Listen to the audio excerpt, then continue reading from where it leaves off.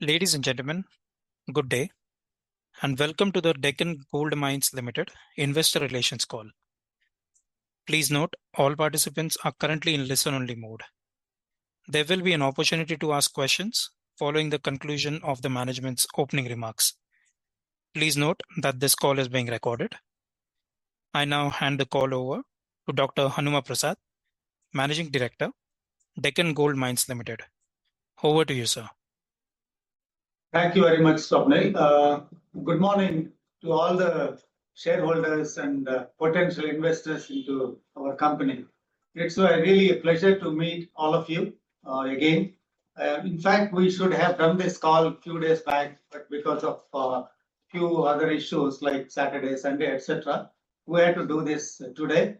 And I once again thank all of you for taking time to come to know about Deccan Gold and its operations. So what I will do is Rajiv will arrange the presentation, which I will do. And after that, you feel free to ask questions. We are here to answer to all your questions. Rajiv, can you please put it? Yeah. So it's really my pleasure to come forward to you after some time. Now, we know last quarter we did not do this investor call because of various other issues which I had explained. But now it's my pleasure to really come here and present the significant growth that has happened. In fact, if I put it in this way, it is a kind of transforming journey for us as a Deccan Gold Mines. We have been exploring, and of course, we'll continue to explore also. But this quarter is something which a significant development has happened. One of our associate companies, that is Geo Mysore, has recorded a profit, and we could show some profit as a 26% shareholder of the company. So that, I believe, is a significant step in the company's history itself, because as you all know, we went through different difficult phases, but now I think we are looking forward into something big. Next one, please. Yeah, I mean, I skip all this. This is a forward-looking statement. It's the company's overview, and it's our vision. I think you're all familiar with it, and this presentation is already on the our website and the BSE portal, so you can always access that one. So next one.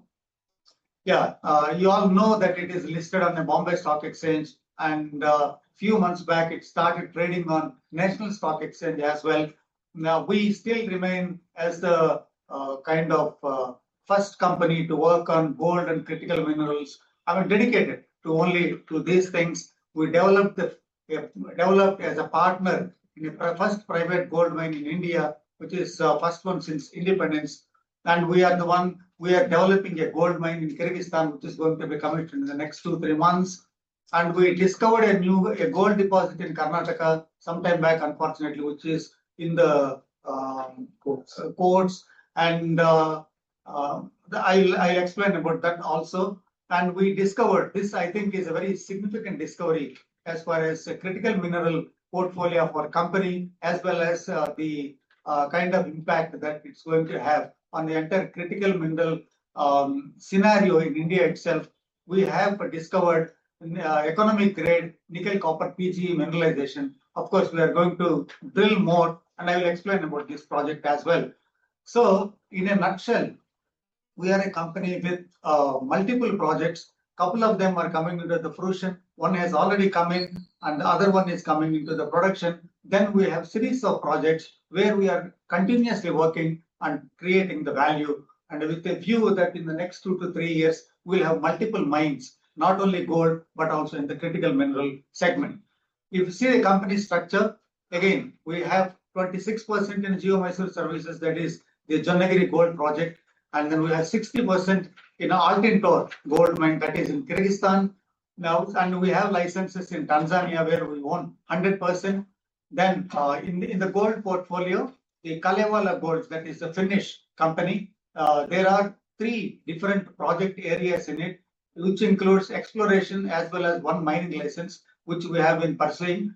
And we will we have the rights to go up to 51%. So at some point it will become our subsidiary.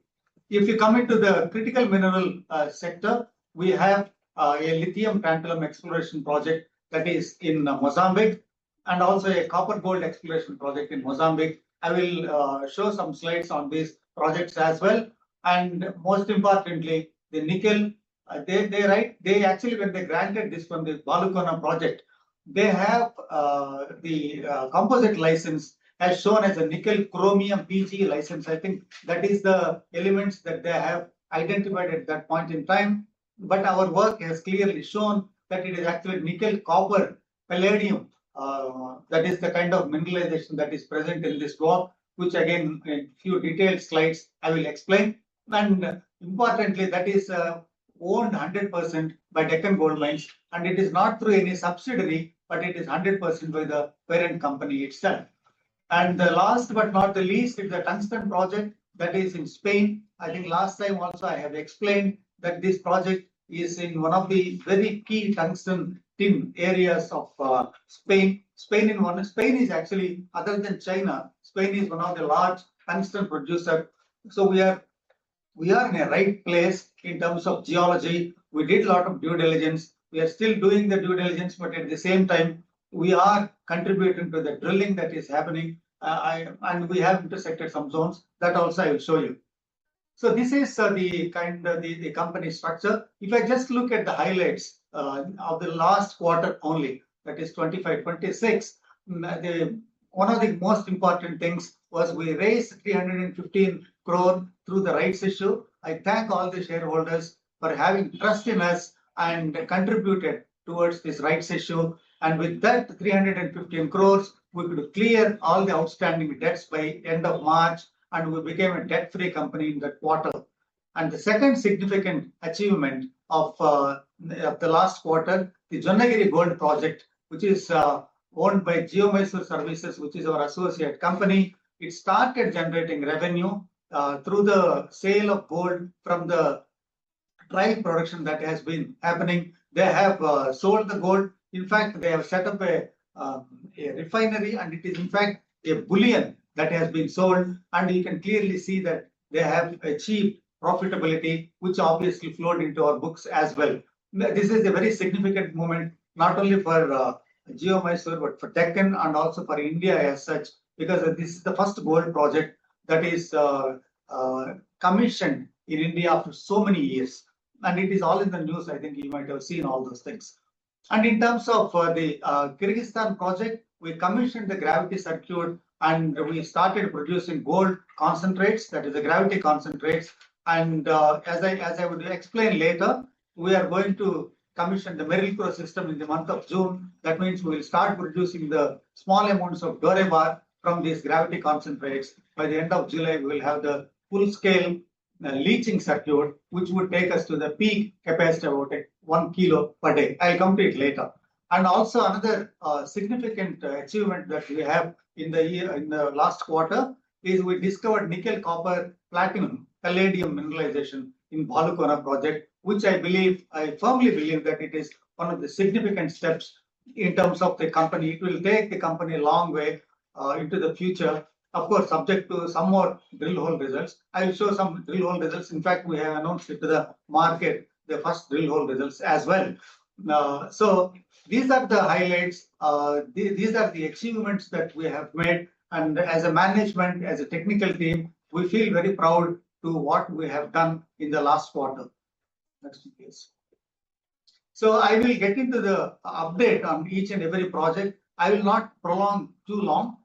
So quickly, I'll try to complete the updates, the presentation itself, so that we'll have much longer time for question and answers. So this is the project's content page. This is how the projects have been arranged. The slides have been arranged for various projects.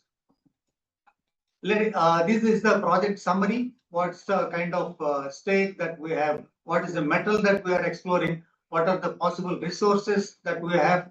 And expected production in the year 2027, that is FY27, and also, of course, going beyond that one. And what is the cost, that is all-in sustaining cost per ounce? It's not ton actually. and the capex required going forward and potential. All this is a summary sheet which you can always go through when we have time. The next one. So coming to the Chonnagiri gold project, I don't have to elaborate on this much more because we have been talking about this for quite some time. As on today, the open pit mining operations are going on. It is a very simple metallurgy, so the recovery is upwards of 90%. That is what we have estimated based on the test work and all those results that have been done in 2016, 17, 18. They have come to reality. They are actually, whatever we have done is exactly, it's very, very perfect. I think much of the credit goes to our technical team that has done this kind of work. And gold mineralization, as you all know, is distributed in 4 blocks. As of today, we are mining in the only east block, which has got about 12 tons of gold mineralization. If you add, and currently we are drilling in the west block and south block, and there is a possibility to increase the resource to at least 32 tons, that is 1 million ounces, and beyond that. So the first target is to get to 32 tons in the entire project area, not necessarily in the open pit. Open pit, there will be 12 or 13 tons, but then we go into the west block, south block. So that means within the mining lease area, there will be 2 or 3 mines operating. A couple of them could be open pit mines, one could be an underground operation. So with the current operating license conditions, which is 1,000 tons per day, that is roughly around 300,000 tons per annum. The east pit has around 10 years of mine life. That is the first phase, which I have always been narrating, but can be extended to 12 to 15 years as an open pit operation. With the additional resources, the life of the mine of the east pit can itself be extended beyond 15 years, and the production forecast is around 600 kilos in the 26-27. As you all know, by March, end of March this year, around 100 kilos of gold, refined gold, has been produced, and part of that has been sold, and those numbers are all there in our financials. And the peak production, so which could be achieved in the next couple of years, that's about a ton per year. That is how the expansion is going on. So if I just convert all those numbers, the production forecast for 27 is 600 kilos. Beyond that, it is around 20. In FY28, it could be 800. If everything goes well, it could be a ton as well. And the revenue in the FY27, based on the current prices, it could be around 900 crores at an EBITDA of 75%. That's what we are going to clock in this year. The EBITDA could be 630 and a PAT of around 470 crores, and 26% of that is attributable to the Deccan, which is equivalent to around 120 crores. Next one. So how the expansion is going on here? I think mine plant were operating in line with feasibility expectation. This is all I mentioned. The updated resource models will likely increase the resources at least 500,000 ounces very, very soon, and then we'll go into the 1 million ounces.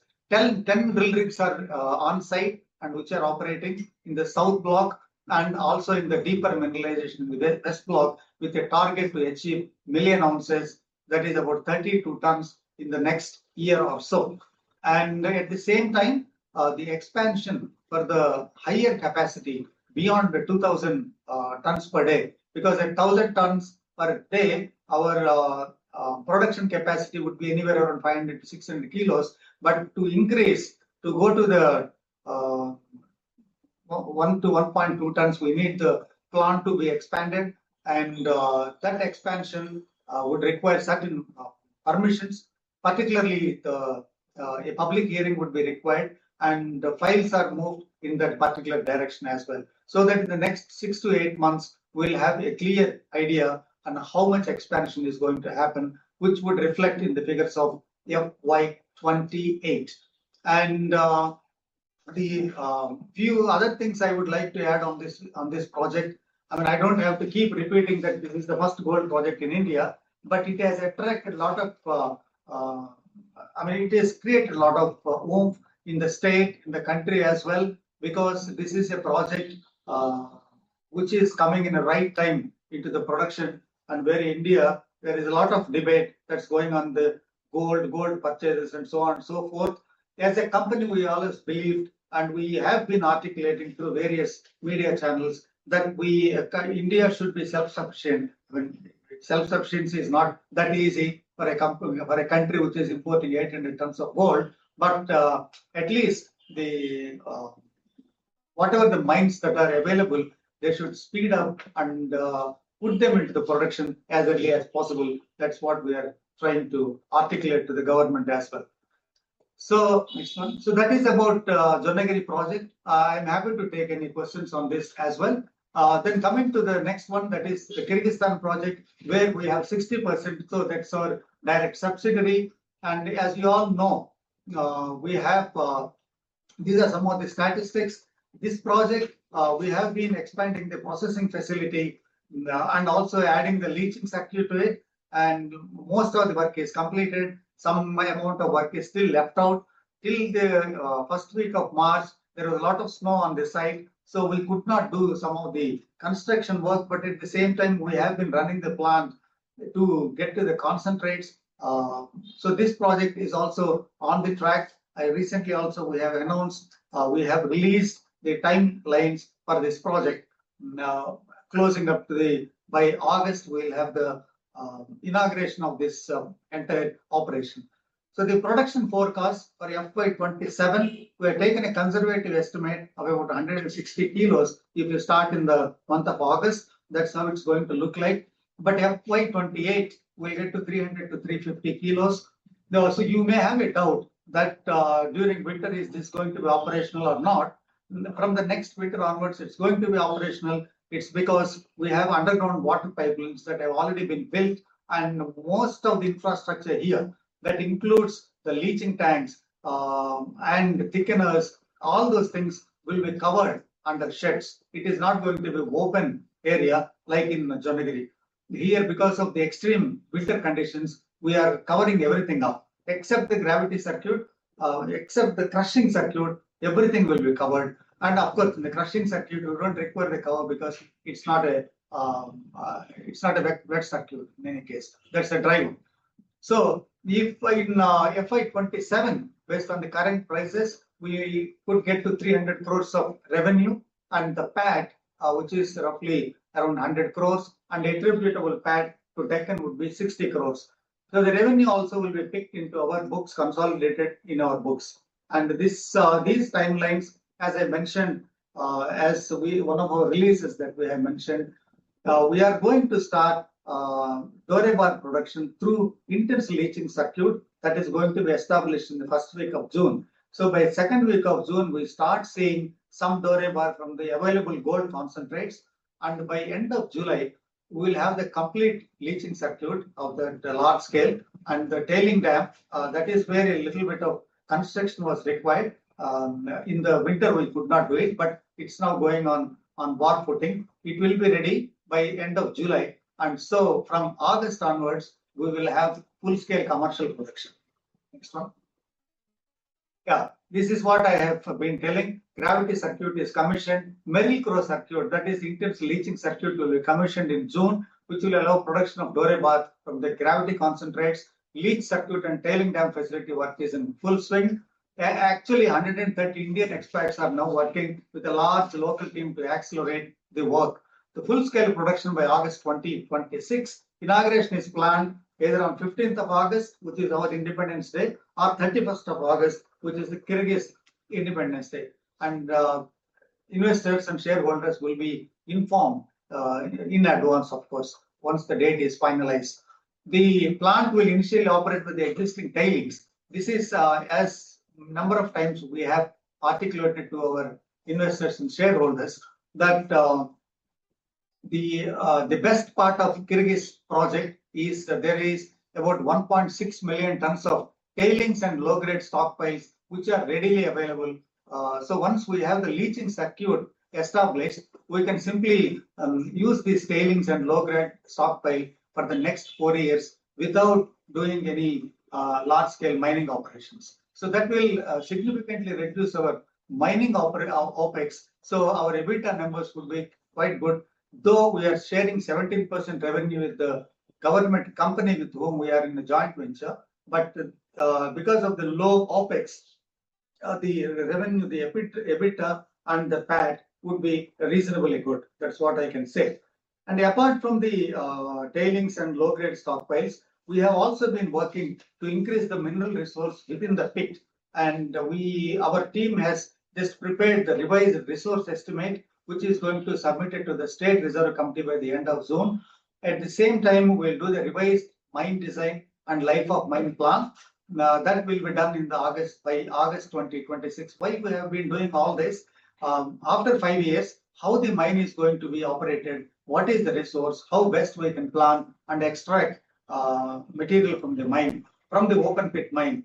Now that's what we are doing now. Simultaneously, we are drilling. There are a couple of drill rigs which are going to be deployed now to drill below the existing open pit so that we will have a long-term underground operation which will have a much higher grade. If I just give you the grades, the tailings and low-grade stockpiles will have about a combination of 1 gram, 1.1 gram per ton as an average grade. But when you go into the mine, the grades could be more than 3 grams per ton. So beyond 4 or 5 years, once we start accessing the high-grade ore from the mine, the overall revenue and overall production of the gold could increase to something like 700 to 800 kilos. That effectively it can double from what we are planning to do from this August onwards. So the tailings and low-grade stockpiles really are the low-hanging fruits which has taken us to this project. And luckily we are coming to the end of it, and the baby is going to be delivered very, very soon. I know there are certain delays. In fact, in certain delays in both the projects, there is a bit of frustration, not only among the shareholders, but even the management. As a team, we had that frustration. But now we have come to the final stage. One is going to be, it's already commissioned, it's going to be inaugurated for the sake of much larger public. The other one, that is Altintor, is going to be producing gold. I think next year I will be able to show some Dore bar to all our shareholders. Next one. So the third one, that is the Balukona Nickel Copper PGE project in Chhattisgarh. I think in even our previous presentations, we have always been highlighting this is one of the projects that could deliver something significant to Deccan Gold Mines. The reason is I must just go back and much before, like 2003, 2004, we have been doing a lot of research on nickel, copper, platinum in this country. As a group, we have generated a lot of knowledge, and based on the science, we have identified several areas. This is one of the areas we thought which could always deliver a good deposit. So that is the confidence we have. That's the reason why we went into the auction and even offered 21% to the government. But we are privileged to be one of the very first companies to be granted a nickel license. Based on the surface results of geological survey, they have presented it as a nickel chromium PGE project, but we always knew this is going to be a nickel copper PGE project. So 30 square kilometers of license we have executed in the year 2025, and we quickly, in fact, only last year by March or April we got all the permissions, and then immediately we started up the rock chip sampling and the drone-based magnetic surveys, and we tied up with National Geophysical Research Institute, and we did a lot of geophysical surveys. In fact, we are now going to do geophysical surveys which can target mineralized zones even up to the depth of 500 meters or even beyond. And actually in this map, in the maps that are presented here, you can see on the western left-hand side, we have several dots. All those are all nickel copper PGE points that have been identified on the ground. Then we have on the right side, there is a geophysical map, that is an airborne magnetic map. And below, you can see the three-dimensional, the kind of pink areas, that is where the mineralization is there, and it extends beyond 200 to 300 meters. So all this work has been done before we got into the drilling program. Next one. So this is the exciting part. We have completed as of now 1200 meters of diamond core drilling. Diamond is nothing to do with the diamond mineralization. That core drilling, it will have diamond at its kind of at its rotary head so that it can cut the rock. So don't please just confuse this diamond with something else. So core drilling that we have done, 7 drill holes are already completed. About 1.3 kilometers of mineralized zone has been covered with these drill holes. The first drill hole has intersected 3 mineralized layers of gabbro with a combined width of 60 meters. That is really, really wide. You can see in the cores on the right hand side, there are massive sulfides, more than 10-15% of sulfides, all those shining ones. And also in the lower side, you can see those sulfides. It is really, really exciting. And in the total, the drill hole intersected about 30 meters of potentially economic sulfide mineralization, which is equivalent to about 0.4% of nickel. And in the high grade zones within it, that is in the first hole itself, we got that is 2.6 meters at 1.01% nickel, 0.29% of copper, and 0.2 grams per ton of palladium. Platinum is slightly less, palladium is more. That is the nature of the mineralization. So all the drill holes, these are the first drill hole results that we got. All the drill holes contain various bits of disseminated and heavy massive sulfide mineralization. The massive sulfides always give higher grades, like 1% plus nickel, whereas the disseminated sulfides will give 0.2, 0.3, something like that. So overall, we get to around 0.4, 0.5% of nickel. The most important thing here is the width. The higher the width, it's possible to do the open pit mining. That's what we are going to see. When in the open pit mines, you can extract or even at the lower grades like 0.2 to 0.3% as well. So hence we believe this is going to be an open pit mine and economically mineable. And we are with the good results that we got, we will accelerate the drilling program this year and we will try to prove the mining resource, the mineable resources very, very soon. And we will fast track the mining lease application. In fact, as you all know, this is a composite license. That means it's a seamless prospecting to the mining lease. Once we identify the mineable resource, we have to apply for the mining lease and get further approvals like environment, IBM, and so on and so forth. So we will reach to that stage very, very quickly so that we will look at it as a mineable prospect, touch wood, and hopefully we'll try our level best, of course, subject to the availability of the funds also. In the next 1 year or so, we should be able to reach to this point of at least lodging the mining lease application. Next one. So these are some of the intersections, how they look like. You can see the red spikes. They are all the mineralized zones. And in the next holes, when we come and present it, you can see from the surface, we have already proved up to a depth of 200 meters. In 2 different drill holes, number 2 and number 3, I think next time we'll be able to present that one. We have already identified the extensions up to 200 meters at least. So that is a big positive step. Next. So coming to the other projects, other gold project, that is the Kalevala gold project. As I said, there are 3 projects here within this Kalevala gold OA. One is the Siriala project, that is an exploration project, but also within that there is a small open pit mining license. Currently, we are pursuing the mining license. Of course, we have not done much work in this year in any of these projects, but these projects are also equally exciting. In fact, Siriala project has a resource of about 2 tons, which we are going to increase to about 4 tons. That's always has been the plan, that will be an underground operation. Similarly, the Pakalampi project, which is about 25 kilometers northeast of Siriala, that also has a known resource of about 2 tons, and the average grade there is about 3.5 grams per ton.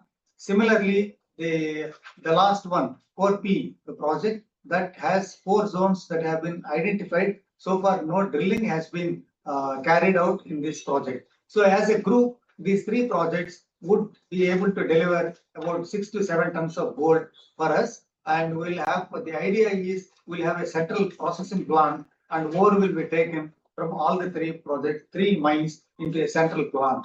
That is what we are going to do. And this project, we have not, other than pursuing the mining lease, which required environmental clearances, etc., etc. Our consultants are working on it. We have not done much work, of course, for the reasons you know pretty well, that more funds are required. And our current focus is fully on Kyrgyzstan project to bring it into the full-scale commissioning and also the other drilling projects, which are showing a lot of interest. Next one. So these are some of the ore zones, how they look like, and the cross sections. As I mentioned, they are going to be a resource. In fact, here the grades are quite large. In Kuika itself, the average grade is about 5 grams or even more, because some of the intersections have come up with 120 grams per ton. But don't look at 120 as in isolation. That could be 1 or 2 intersections, but overall grade anywhere could be around 5 grams to even up to 10 grams. That's what we are anticipating. We did plan to drill in the month of July, but I don't think we'll be able to do it because till we commission the Kyrgyzstan project, we don't want to divert into this because already we are drilling in 2 other areas. One is the Balukano, which is giving good results, and also the next one I will show you, the tungsten project in Spain. Next. So coming to the Mozambique project, here we have two companies. One is to explore for lithium, cesium, and tantalum. Again, I will show some slides. The plan always has been to set up the 100 ton per day processing plant to start with, based on existing low-grade stockpiles. And I think you might have seen today's report that Indian lithium imports have increased 9 times in the last few years. So there is going to be a lot of requirement for lithium, particularly for the EV batteries in India. So whatever we do in Mozambique, that would be directly beneficial to India as part of the India's critical mineral strategy. I'll show you some pictures, what is the work that we have carried out. And the other one is the other company which is focused on copper and gold mineralization in the Tate province. There are a few licenses under that as well. Next one. So this is the work that we have carried out. It is primarily the surface work for the lithium and tantalum exploration based on the samples, 4 to 5 pegmatite zones which contain this kind of lithium and tantalum has been identified. All those blue circles, they are all the areas which we are going to drill, and we are going to produce a lithium tantalum concentrate, particularly lithium concentrate of more than 4%. And the left-hand side, there is a diagram you can see. There are a number of layers of tantalum-rich mineralization. For your information, tantalum is always very expensive material. It's used in semiconductors. So those pegmatites are also going to be drilled. Again, now the drill targets are ready, but we have not started off the drilling operations now because of our focus on Kyrgyzstan and other projects. But they're all now ready. I think anytime, depending on the availability of the funds, we'll go and drill. Next. These are the samples that we have collected in copper gold areas, that is in Tate province. Now, of course, we did the highest we got was about 10 grams per ton of gold and 3.85% of the copper. But just don't go by those surface values. But you can see the number of places that we got these anomalies and the continuities of those anomalies, which would make up as the drill targets. Again, drilling is put on the hold because of the reasons which I have been explaining previously. Next. Yeah.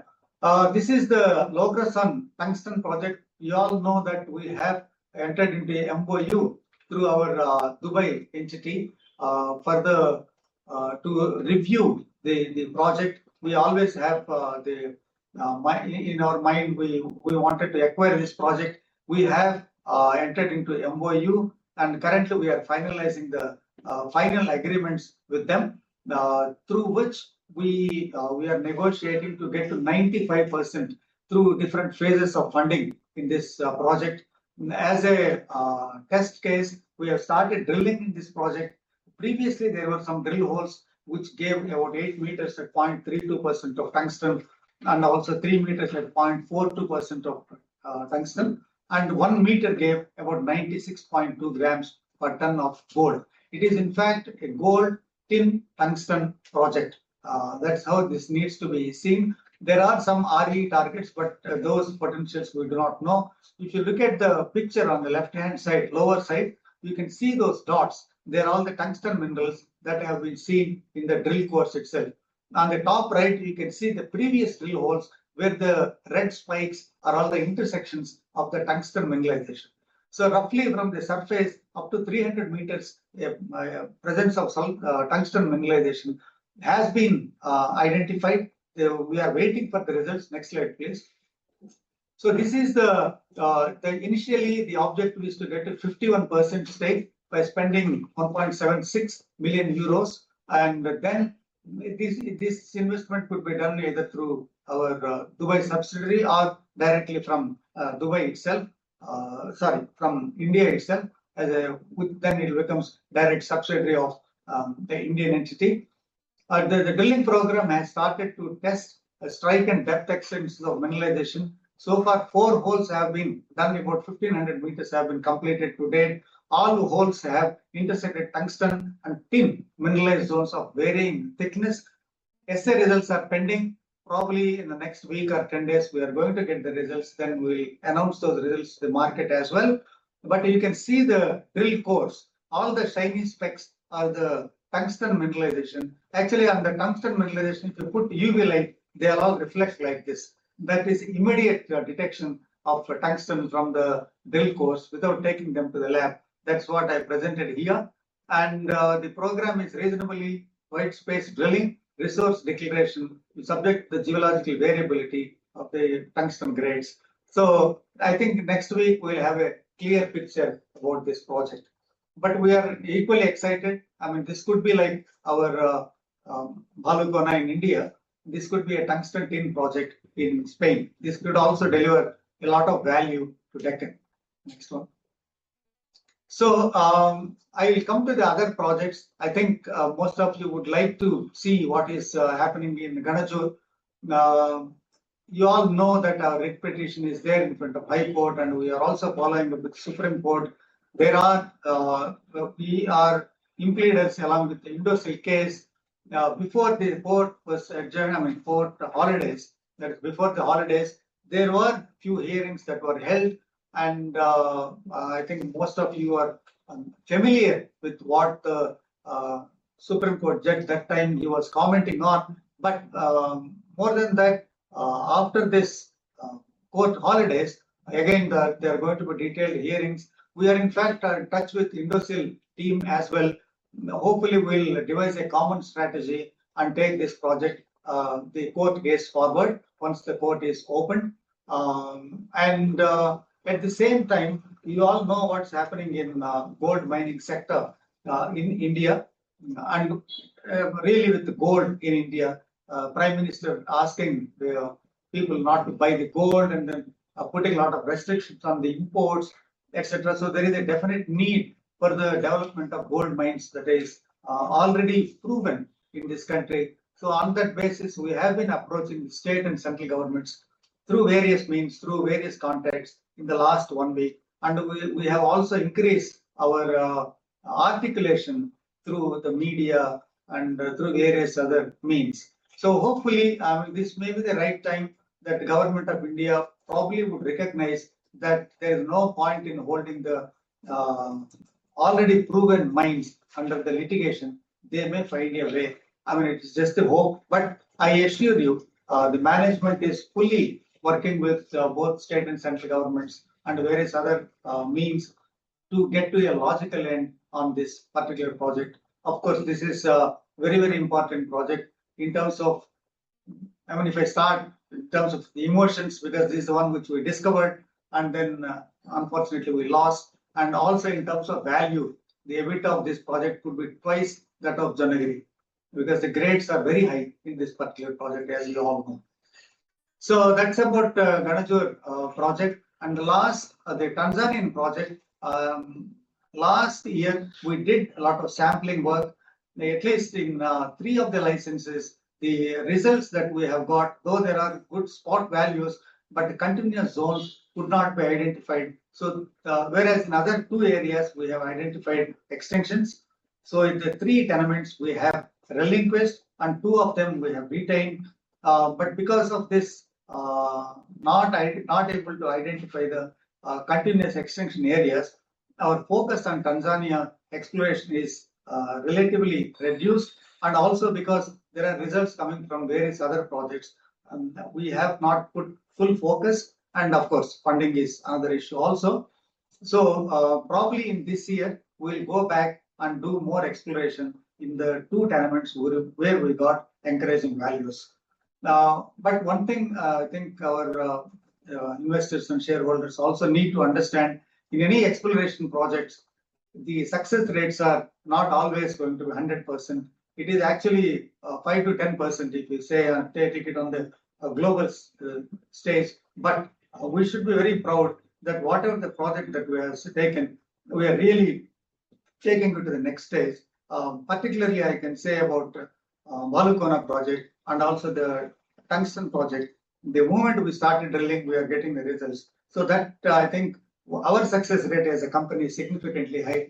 But unfortunately, as of today, Tanzania doesn't fall into that category. We still need to do some more work before we go back to the drilling. Next one.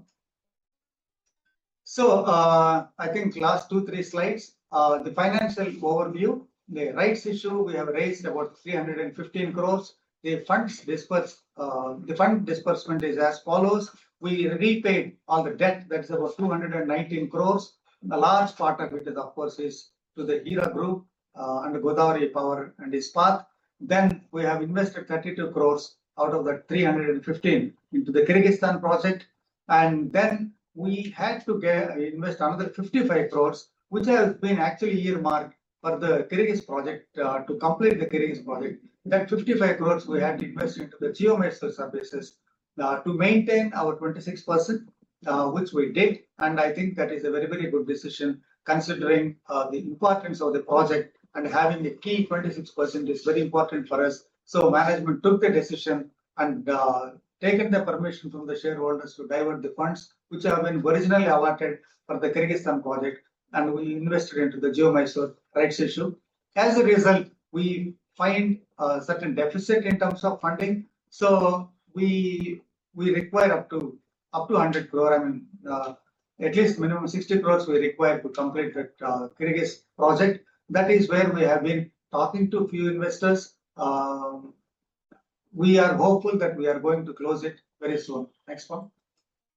So this is, as I said, this is in discussion with multiple lenders, and mostly, let me say, as investors, that includes key shareholders and one or two of the promoter group entities.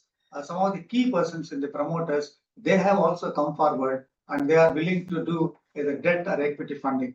We are in the final stages of completing this, and to facilitate this particular arrangement, we also have this EGM to take the permission approval from the shareholders for related party transaction, particularly from the promoters' perspective, because one of the key promoters wanted to put in money. So that is where we have asked for the related party transaction, which required approval from the shareholders, which is through the EGM that is on the day after tomorrow. Correct? Yes. Yeah. And as I said, these proceeds will be used to complete the Kyrgyz project, commission the Kyrgyz project by the end of July and inaugurate in August. That's what we are doing. So once we have this Kyrgyz project completed and the drill results from Balukona and tungsten project, we plan for much larger fundraise, because these projects, say for example, if we have to commission in the next 1 year, convert the Balukona into mining lease, we would require anywhere around 400 to 500 crores to set up the processing plant, which would be very, very similar to what we have done in Jonagiri. So that kind of money would be required, and then we will plan for a much larger funding. That could be once we have all these three events have happened. That is, one, commissioning of the Kyrgyzstan project. We will know what is the kind of funding revenues that we get from that project, and also the drill results from Balukona and the tungsten project. These two are the critical ones to assess what is the kind of funding that we require going forward in the next 1 to 2 years. Then we will plan, and the shareholders and the investors will be informed closer to the time of the funding. The modality and structuring of that funding will be worked out very, very soon. So, next one. Next one.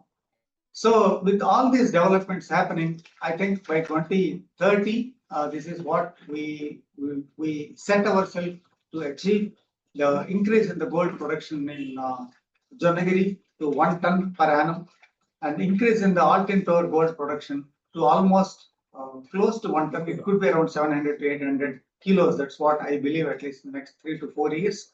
By 2030, we should be able to achieve that one.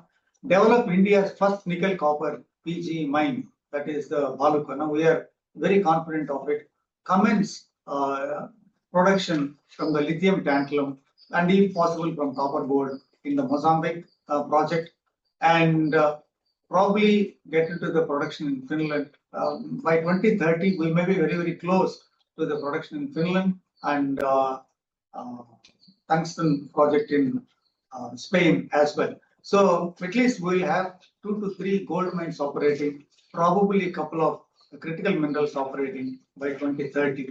That is our vision. That is towards which we have been working, and by then we'll be probably one of the leading gold and critical mineral producers in this country.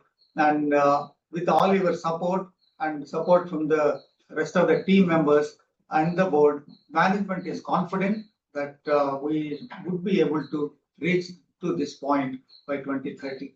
And once again, I thank all of you for taking your time and coming here to hear us. We are very, very happy. At least we have reached to this point now. This quarter has been a very defining quarter for us, wherein we got into some kind of revenue and the profits, not revenue exactly.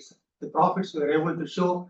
There have been a lot of question marks, doubts whether all these projects, because this is the first gold project in India, whether this is going to happen or not. And added to that, there were delays, and there is obviously frustration in the market. With all that, we could sustain and we could deliver. And that is also we are going to do with the Altin Tower project as well. Yes, I admit there are few delays, but some of the things are out of our hands. But we are able to come to this point now. And added to that, the good drilling results in the Bhaluka project, and hopefully, touchwood, from the Spain project would take us to the next level very, very soon. Once again, thank you very much. Please, any queries and questions, if they are not fully answered during this session, I assure you, we will take all the questions and communicate if the data is not immediately available here. Thank you very much, and we are happy to receive. Over to Swapnil. Over to Swapnil. Thank you so much, sir. Ladies and gentlemen, we will now begin with the question and answer session. Anyone who wishes to ask a question may click on the raise hand icon from the participants tab on your screen. To avoid repetition, the management will respond to all the questions at the end of the Q&A session. We will wait for a moment while the question queue assembles.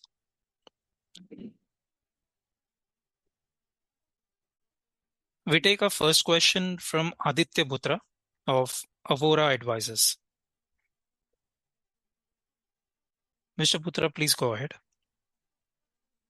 Hi, good morning, management. Thanks for the updates and kudos for the recent developments. My question is about the hedging policy that's being adopted by the corporate, given that our top line would be affected by change in global gold prices. So have we considered any sort of risk management on those fronts? That's all. Thank you so much. We take our first question. Sorry, we'll take our next question from Raman KV of Sequent Investments.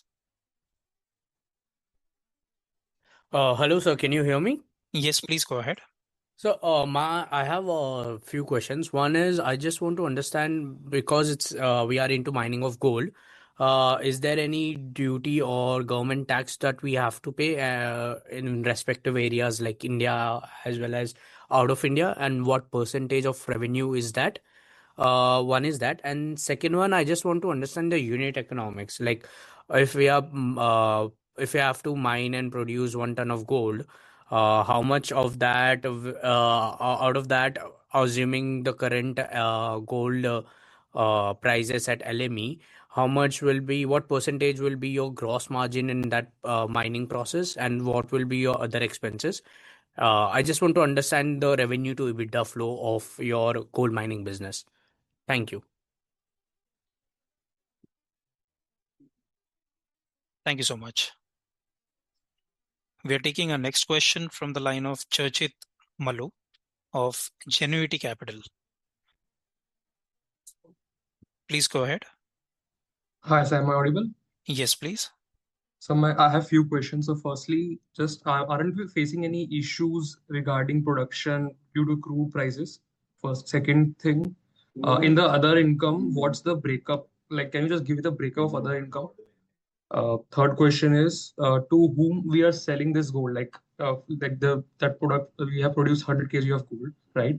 So to whom we are selling, and what is the average realization on what then on that we are selling? And now, my final question is, in the Finland project, who is the other owner that we have? We are owning 51% of the stake. So who are the other owners, and from whom we bought this stake of 51%? Thank you. Thank you so much. We have our next participant, Ashit Koti of Almonds Global Securities.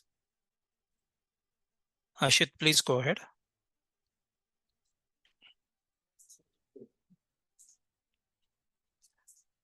Ashit, please unmute your microphone and you can go ahead with your question, please. Yeah. Thanks for the opportunity, sir. This is with regards to all in all multiple mines which would be operational in that scenario. Each mine's capacities, what has been identified. That was one part. And second is overall working capital requirement, assuming multiple locations are getting operationalized.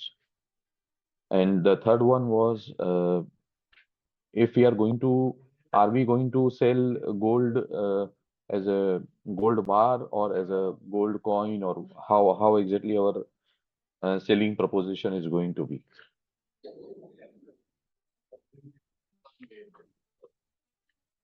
Yeah. Is that it? Thank you. Ashit? Yeah. All right. Yeah. Thank you so much. We have Manish Gupta of MoneyGrow Asset Private Limited. Manish, please go ahead.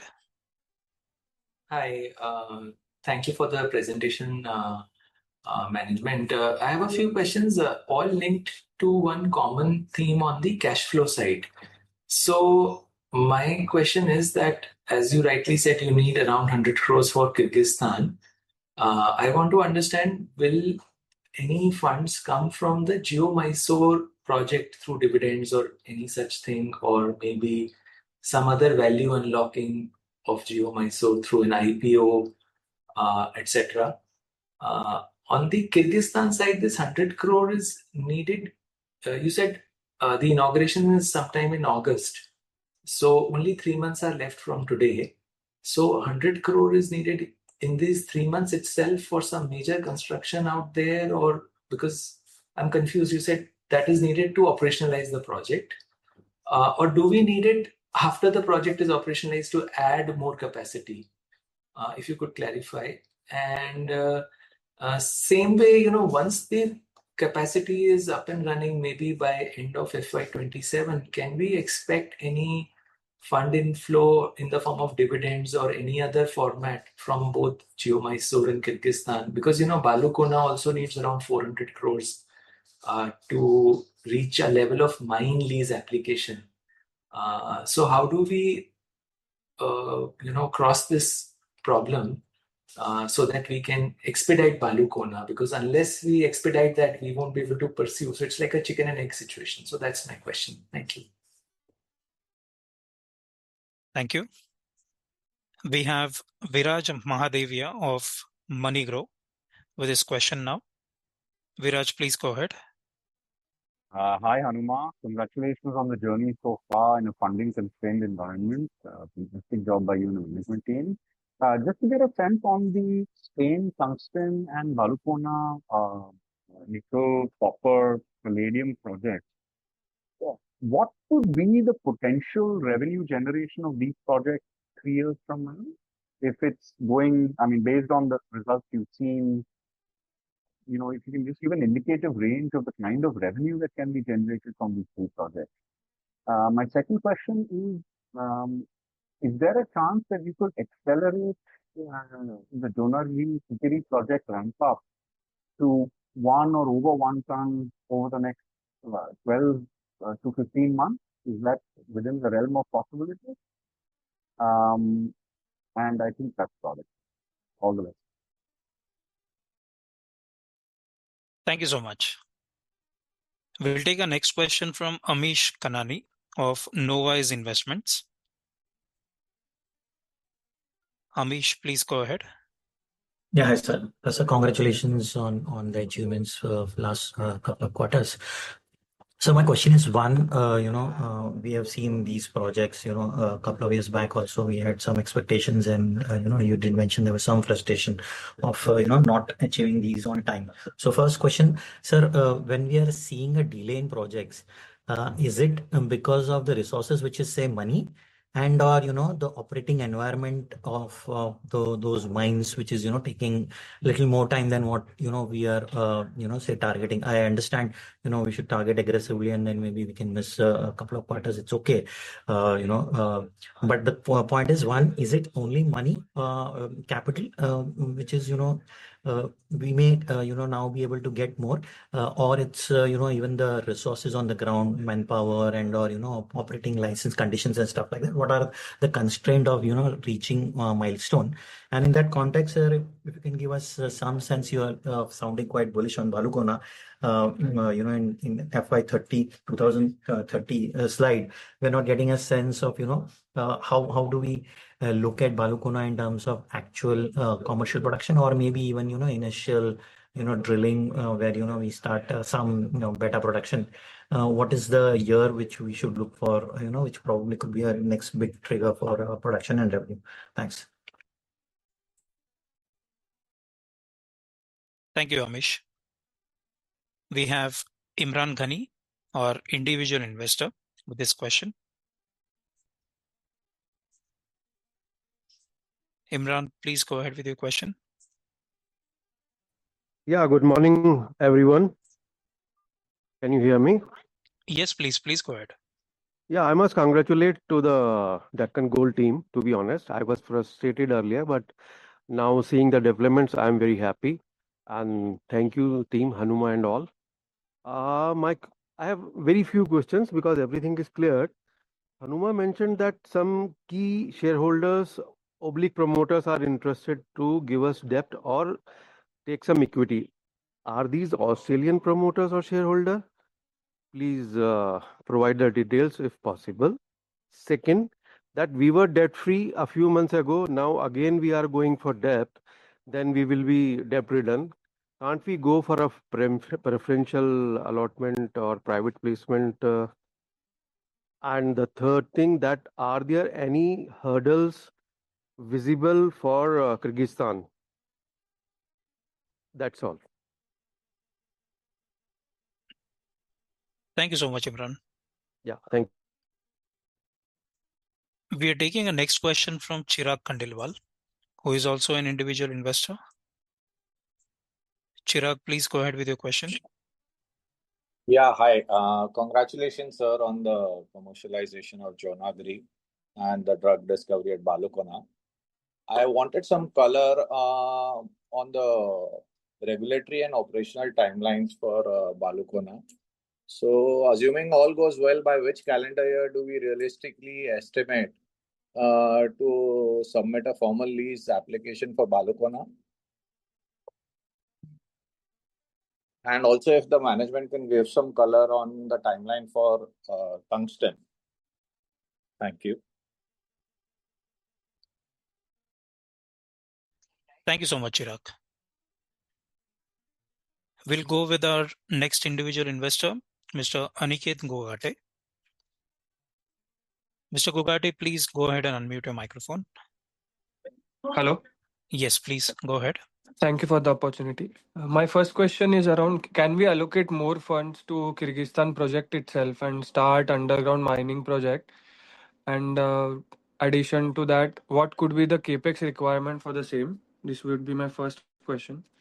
My second question would be around the industrial case. I just wanted to understand, in the event of favorable outcome, what could be the indicative timeline and capital requirement for the mine development? And my last question would be around, across the Finland, Tanzania, Mozambique, Spain, and Balukona mines, can you just provide a brief 3 to 5 year roadmap and along with that expected capex per mine? Thank you so much. Thank you, Aniket. We'll take our next question from Darshan Chandra from Om Investment. Please go ahead with your question, Darshan. Yeah, I'm audible. Yes, please. Sir, I wanted to know the guidance given by the company for FY27. So, what price of the gold has been in that guidance? Is that 4,500 or what kind of price for that guidance has been maintained? And my next question is for Kyrgyzstan project. In this year, the EBITDA or the PAT margin is coming around 30 to 35%. For FY28, it can how much it will be targeted due to operational efficiencies coming in for FY28? It can be increased from 33% to say 45%? That's it. Thank you. Thank you. We have Harsh of Toro Wealth Managers. Harsh, please go ahead with your question. Yes, thank you for the opportunity. Just have a couple of questions. One is around what support are we expecting from the government, with respect to promoting mining of gold and other minerals, and especially that you found new nickel block as well. And the second is, you mentioned that we would need a larger funding going ahead. So any tentative plan you have for the 2030 roadmap, which you mentioned, how much total funding you would need across equity and debt, if you could, highlight that. Thank you. Thank you so much. We have Manan Shah of Moneybee Investment Advisors. Manan, please go ahead with your question. Yeah, hi. Thank you for the opportunity. Am I audible? Yes, please. Yeah. I believe there was some land acquisition which was supposed to happen in Jonagiri. Has that concluded? Also, would Jonagiri mine require any further capital going forward from here, or the cash flows that they would generate would self-fund that? Basically, just wanting to understand if there is any risk of us getting diluted in Jonagiri any further. Next question was, has there been any consideration to reverse merge, or the primary shareholder of Jonagiri, any intention or any discussions have happened to reverse merge them into Deccan Gold and thereby getting that mine listed or that company listed through reverse merger? Thank you. Thank you. We'll take our next question from Nikhil Chandak of Sanghvi Family Office. Nikhil, please go ahead.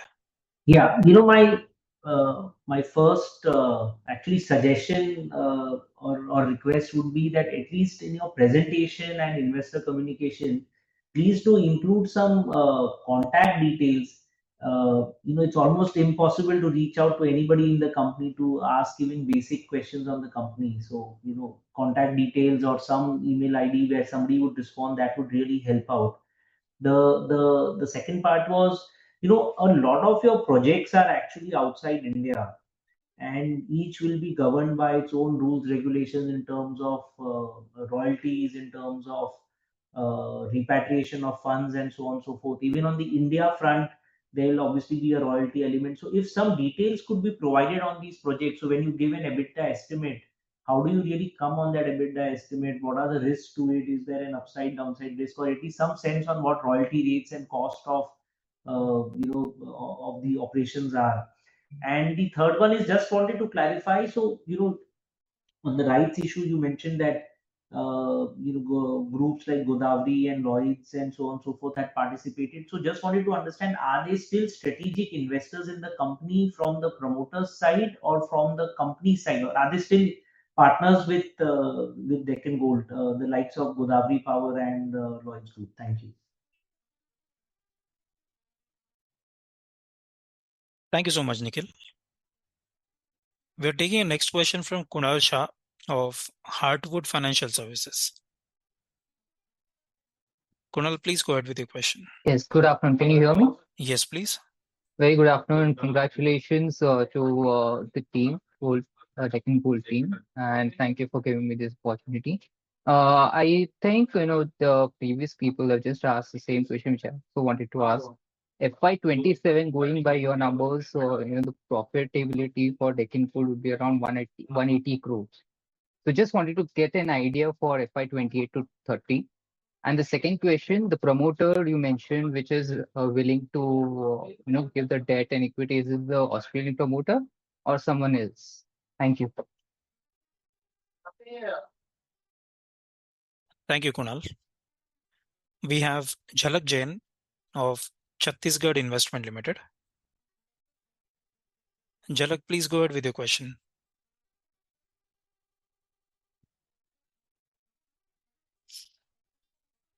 Ms. Jain, please go Hello, ahead with your am I question. audible? Yes, please. Okay, so my first question is the 100 crore which is which you will use in Kyrgyzstan project. So what is the usage of that fund? And my second question is for Jonagiri, what is the real end product? Is the Dorebar gold or the refined gold? And my third question is the selling of gold, which you are going to refine it. Where will you sell it? In India or outside? The selling of nickel from the CG plant. Thank you. Thank you so much, Jhalak. We'll take our next question from Sandhya Gupta of NIPCCD. Sandhya, please go ahead with your question now. You can unmute your microphone and then you can go ahead with your question. Hello. Yes. Can you hear me? Yes, please. Okay. Good afternoon, everybody. So, Hanuma, first of all, congratulations for starting up Jonagiri. I think compliments to you, Charles, Jade, Manas, and the entire team. I know 10 years of efforts, unrelenting efforts, facing villagers, getting out, paying land compensation, and making this project operational with all the environment clears. I think the huge feather in your cap, I think something you should be or would be always proud of in your career. So, as usual, I have a list of questions, and I will request you that once you answer, if some of them are not unanswered, please give me an opportunity to ask follow-up questions. So, my compliments also to the two shareholders on asking the two questions which I had been asking for 5 years on a hedging policy and what would be the payout. So, when you are saying 180 crores would be the profit from both the projects. So, which translates into an EPS of around 10 rupees on the current equity base of the company. So, how are you going to utilize that 180 crores? Because on the other side, you have a capex requirement in all the projects.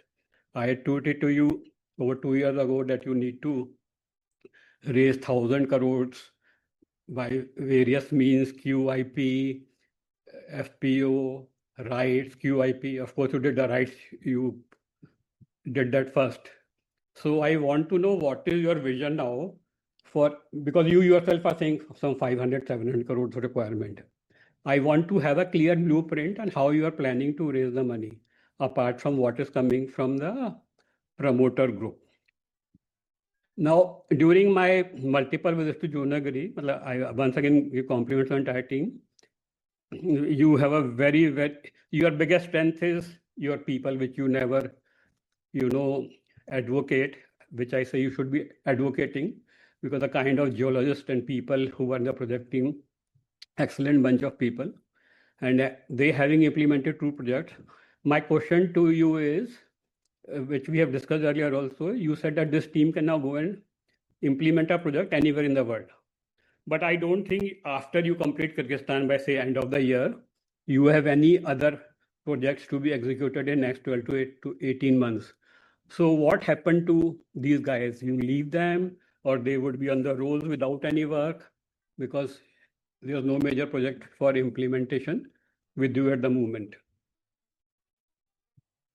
The other question is regarding, in every presentation you keep on saying you 10 days, 15 days, 1 month, we will come back to you on this and that, but which is never happening. Till the next investor call, we keep on writing mails to you. They are not replied. We keep on sending reminders to you. They are not replied. So what I'm pointing to you is, you have been saying that you are strengthening your team. So I want to know exactly, specifically, each department wise, what have you done to strengthen your team? Because as I told in one of the EGMs also, I would be happy if you do one less project, but do things rightly and in timelines you commit. The other question is regarding Ganajur. You said, or you have been saying for many years, the earlier management all used to say that we are doing every little bit possible liaising with state government and central government. I would actually specifically request you, what exactly has the company done in the past 3 months? Because I had an earlier run-in with the earlier chairman when I said, can you please demonstrate to me in writing what has been done? He said, no, Mr. Peshwa went and met this person, that person. I said, did you even write a thank you mail to the person to whom you met? So I want to exactly know what you are specifically doing on this court case with Ganaju, state and central government. I know the effort you are putting, the team is putting, talking to Indosil, and highly appreciate that. So I will like to have a full view of the same thing. So thank you. I think I will ask follow-up questions once you answer. Once again, congratulations to all of you. Thank you so much. That was Mr. Devinder Gupta with his question. We are taking a next question from Sandeep Mathivanan of MoneyGrow Asset. Please unmute your microphone and you can go ahead with your question, Mr. Sandeep. Yeah, good afternoon. I have one question. What is the production of gold in Jonagiri for the month of March and April? Thank you. Thank you so much, Sandeep. Next question is coming in from the line of Deepak Pandey of Shagun Capital. Please go ahead. Hi, thanks for an opportunity. Sir, just a question on the past. Promoters have been selling, post results and post any major updates. Are they still looking to sell? Are there any promoters who are, willing to sell their stake? That's my only question. Thank you. Thank you, Deepak. Next question is coming from the line of Chetan Shah of Prime Corporation. Please go ahead. A plant visit for the Jonagiri mines, and what is the cost of production for the Jonagiri mines and Altentor?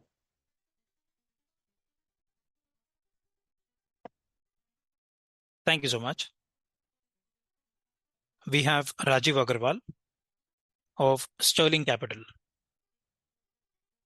Please go ahead. Can you hear me? So your voice is not clear enough. Can you speak clearer or much closer to the microphone, please? Can you hear me now? Yes, please. I was seeing the results. I just want to know why the employee cost is coming down sequentially quarter on quarter for last 2 quarters.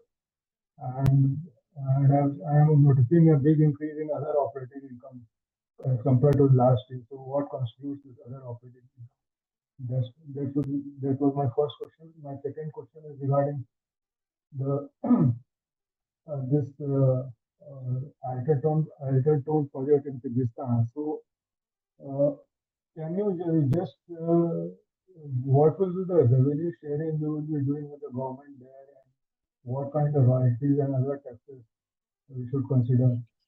Can you just Sorry, Mr. Agarwal, I'm really sorry. I've got a message from the team that we are still not able to get what exactly you want to ask.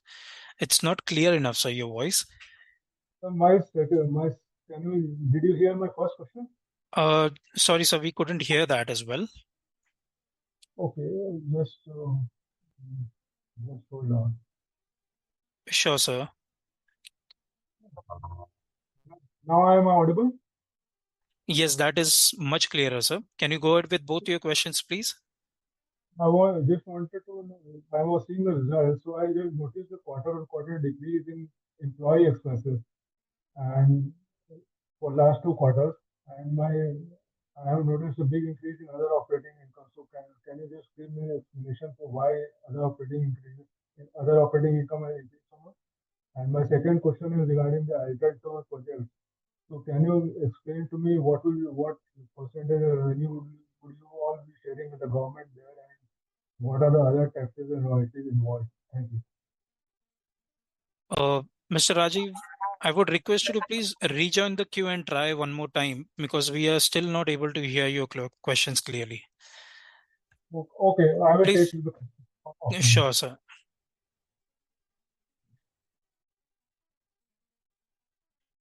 We'll take our next question from Paras Chheda of Purple One Vertex Ventures. Mr. Chheda, please go ahead. Yeah, thank you.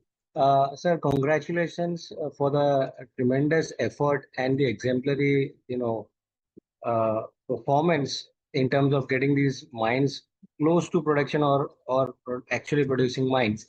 And despite all the setbacks, but now that we are close on both these projects, my question was, which is the next mine that seems to be or that could come into production earliest after these two? And presuming if it is Chhattisgarh, what kind of resources do we expect at, in terms of nickel, copper, platinum resource base and, capacity for us, in terms of processing capacity for, this mine, if that is a mine that could be the closest next one to come up? That's the question from my side. Thank you so much.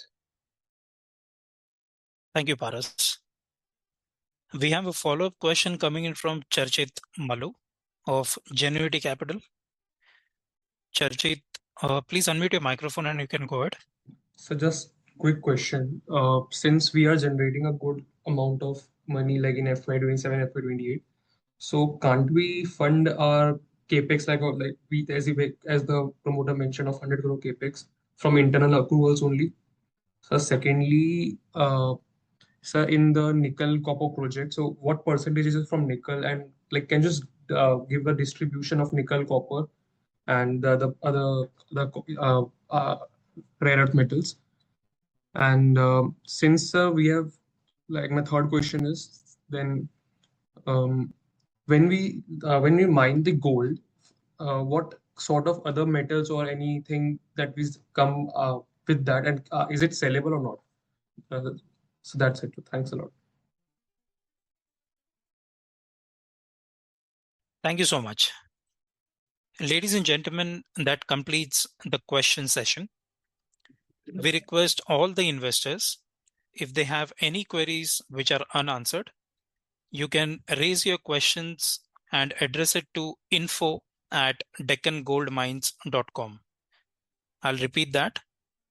You can address the queries to info@deccangoldmines.com. Now I will hand it over back to Mr. Prasad for the answering session. Over to you, sir.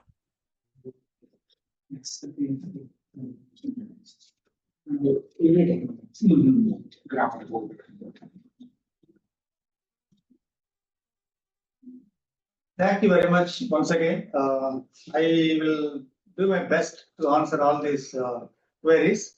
If there is anything that is missing, obviously we prepare the list and probably we will communicate. So in terms of the first one on the hedging and risk management, in terms of change in the gold prices, I mean, as on today, all the estimates that we are making, like in terms of Kyrgyzstan and in terms of Jonagiri, that's what these are the two examples I can take. We have been using for all our calculations, like figures like 15,000 rupees per gram. So that is at a discount with the market price as on today. And similarly, in Kyrgyzstan also, that is based on the LME, LBMA price. We again use about $500 less than the price, something around $4,000 is being used for all our cash flows and projections. Other than that, there is no clear hedging or risk management policy in terms of gold price. If it falls down, because that the kind of scenario can be because we are not using very high prices to estimate the our cash flows, projections, etc. I think whatever the discount we are giving, that could manage if there in case of any fall in the gold price. That's what we believe.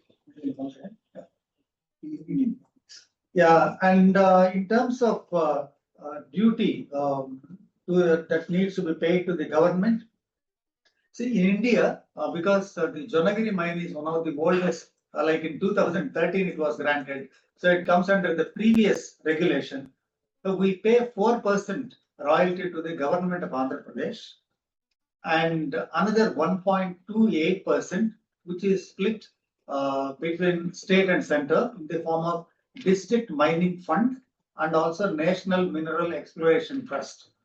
So in total, it comes to around 5.28%. That's what we pay to the government here. That goes from the top line. Similarly, in Kyrgyzstan, we pay a royalty of 5% to the government. And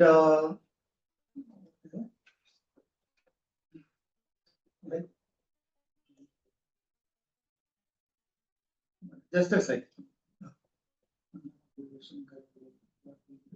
Yeah. And in terms of production, the cost of production, EBITDA margins, again, I can take the example of these two mines. Jonagiri, on a very basic unit basis, like 1 gram per ton, it could be 1 gram to produce 1 gram of gold. It would cost us around 3,000 rupees, whereas the market price as on today is 16,000. So we are looking at an EBITDA margin of upwards of 70-75%. That's the kind of EBITDA that we get here. Similarly, in Kyrgyzstan, as I said, the all-in sustaining cost there is around, including the royalty payments, it is about $1,054. I think that's what we given in the presentation as well. So per ounce, whereas the international price, in our calculations, we have taken around $4,000. So again, there also we are looking at around 75%, at least 70% EBITDA there. But then we always calculate based on the PAT margin. Now that includes, as I said, we have a 17% revenue sharing with the government of Kyrgyzstan. So all that included, the PAT would be around 45% at the peak stage. I think that is one of the questions someone also has asked. What would be the PAT margin, particularly from Kyrgyzstan, going forward? Because now it is around, in this FY27, it is roughly around 30.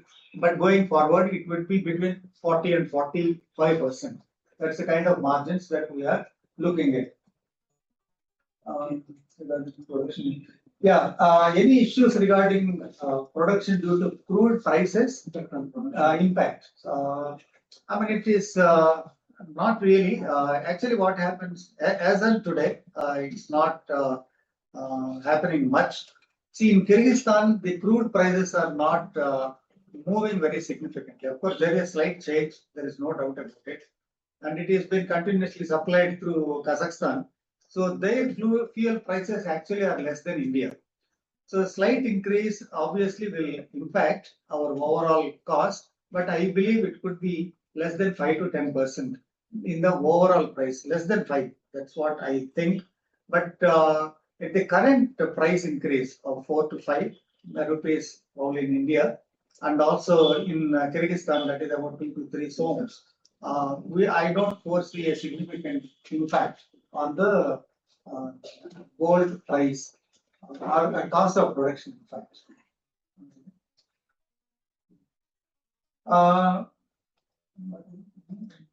Yeah. To whom we are selling the gold. Yeah, in terms of the gold sale, in India, we produce refined gold.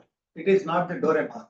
There is a refinery that is set up, and from refinery 999 gold bars are being produced, and they are sold to the jewelers. Whereas in Kyrgyzstan, the Dore that we produce, the national bank has the right of first refusal. So we have to sell the Dore bar to the national bank. They will settle the LBMA price of that day minus refining charges. That is what they do. In India, of course, we are refining, so we will sell the 999 those gold bars to the jewelers here. And in Finland, someone has asked who is the major shareholder in Finland as of now. In both in Finland and in Spain, there is a company called Mineral Exploration Network. They own the balance of the stake, and we have been investing money to acquire higher stake in these companies. That is like earning every time we make investment, they issue the shares. So as I said, in Spain, by spending another $1.76 million, we get to 51%. Then by completing the feasibility study and making it ready for the mining and start actually producing, we have the rights to go up to 95%. So that is how these things are structured. And the partner is Mineral Exploration Network. They are owned by a Russian geologist and also a Russian prospector. These two are Russians, but they are based out of Europe. And one person is based out of UK. They have a pretty long history of doing exploration, identifying the projects in these areas. And previously, by raising some money, they have also drilled in both these projects. So we are able to get the projects where some amount of drilling has already been done. So these are the two major shareholders. Eventually, they become minority shareholders in these two companies. So in terms of capex, Ashish Koti here asked, what is the capex of each mine? If you go by the one mine that we have set up from the scratch to the end, that is the Jonagiri project, if I take those numbers, and the capacity is like 1,000 tons per day operational capacity, that would cost us around 350 to 400 crores. That's the kind of capital that we would be looking at. It may be a little bit more if the plant capacity has to be more in the first phase itself, but 1,000 ton capacity, that would be around 400 crores is going to be the capital requirement, and that is across all the projects. Even in Balukona, I think that will be the kind of capex. Whereas if you go into the underground mining operations, there could be mining capex. Say someone has asked what could be the incremental capital that is required to open the underground mines in Kyrgyzstan. See, in the case of Kyrgyzstan, we are going to start an underground mining operation only after 3 to 4 years. So by then, the revenues that are coming through the gold sales, internal accruals itself, should be able to sufficient to operate, to start the underground mining operation. In terms of underground mining operations, we may be looking at an additional capital for the development of shafts and those kind of things. In case of decline, that would develop the decline, anywhere between 50 to 100 crores is the kind of capital required to develop an underground operation. To start the underground operation, then again, it will slowly develop in itself through the revenues. So from the perspective of Kyrgyzstan project, I don't think we would require additional funding from here beyond this point, because internal accruals itself would help the production to the underground operation. I think I mentioned this, the gold Dore bar. In India, we are going to sell as not the Dore bar, it is 999 bar. to the jewelers. And in terms of pricing, the price that is going to be settled in India, as I said, in Kyrgyzstan, it is the LBMA price that is being used, whereas in India, the Indian Bullion Jewelers Association price is the price which is fixed, and the sales will happen based on that price. Yeah, in terms of cash flow, yes, there is, we project around 120 crores of PAT from the Geo Mysore, but you all know that it has to come to us when they declare dividends. My sense is, in the first year at least, no dividends are going to be declared, because there will be money required for the expansion of the project itself. So that it may not be required as of now. And in terms of Geo Mysore and going forward, what are their plans? I only get because there is no formal communication on that front, and it has not been discussed in the board also.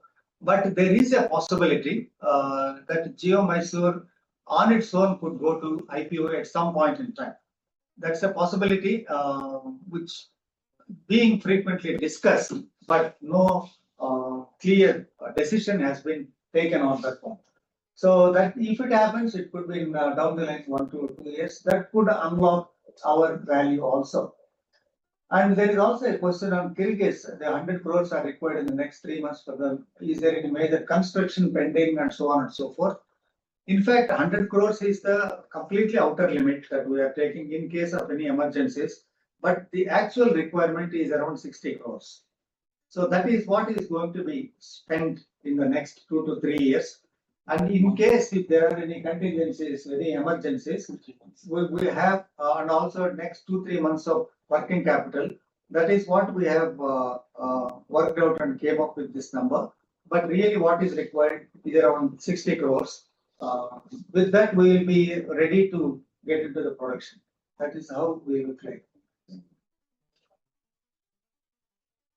And in terms of fund inflow, the dividends from Geo Mysore and Kyrgyz, I think from Geo Mysore, I have mentioned previously that unless they declare dividends, we may not get any money. So that 120 crores may not come to us this year. That I think I'm more or less certain of that. In terms of Kyrgyzstan, our investment so far, whatever has gone in as a debt, which carries about 15% of interest on it.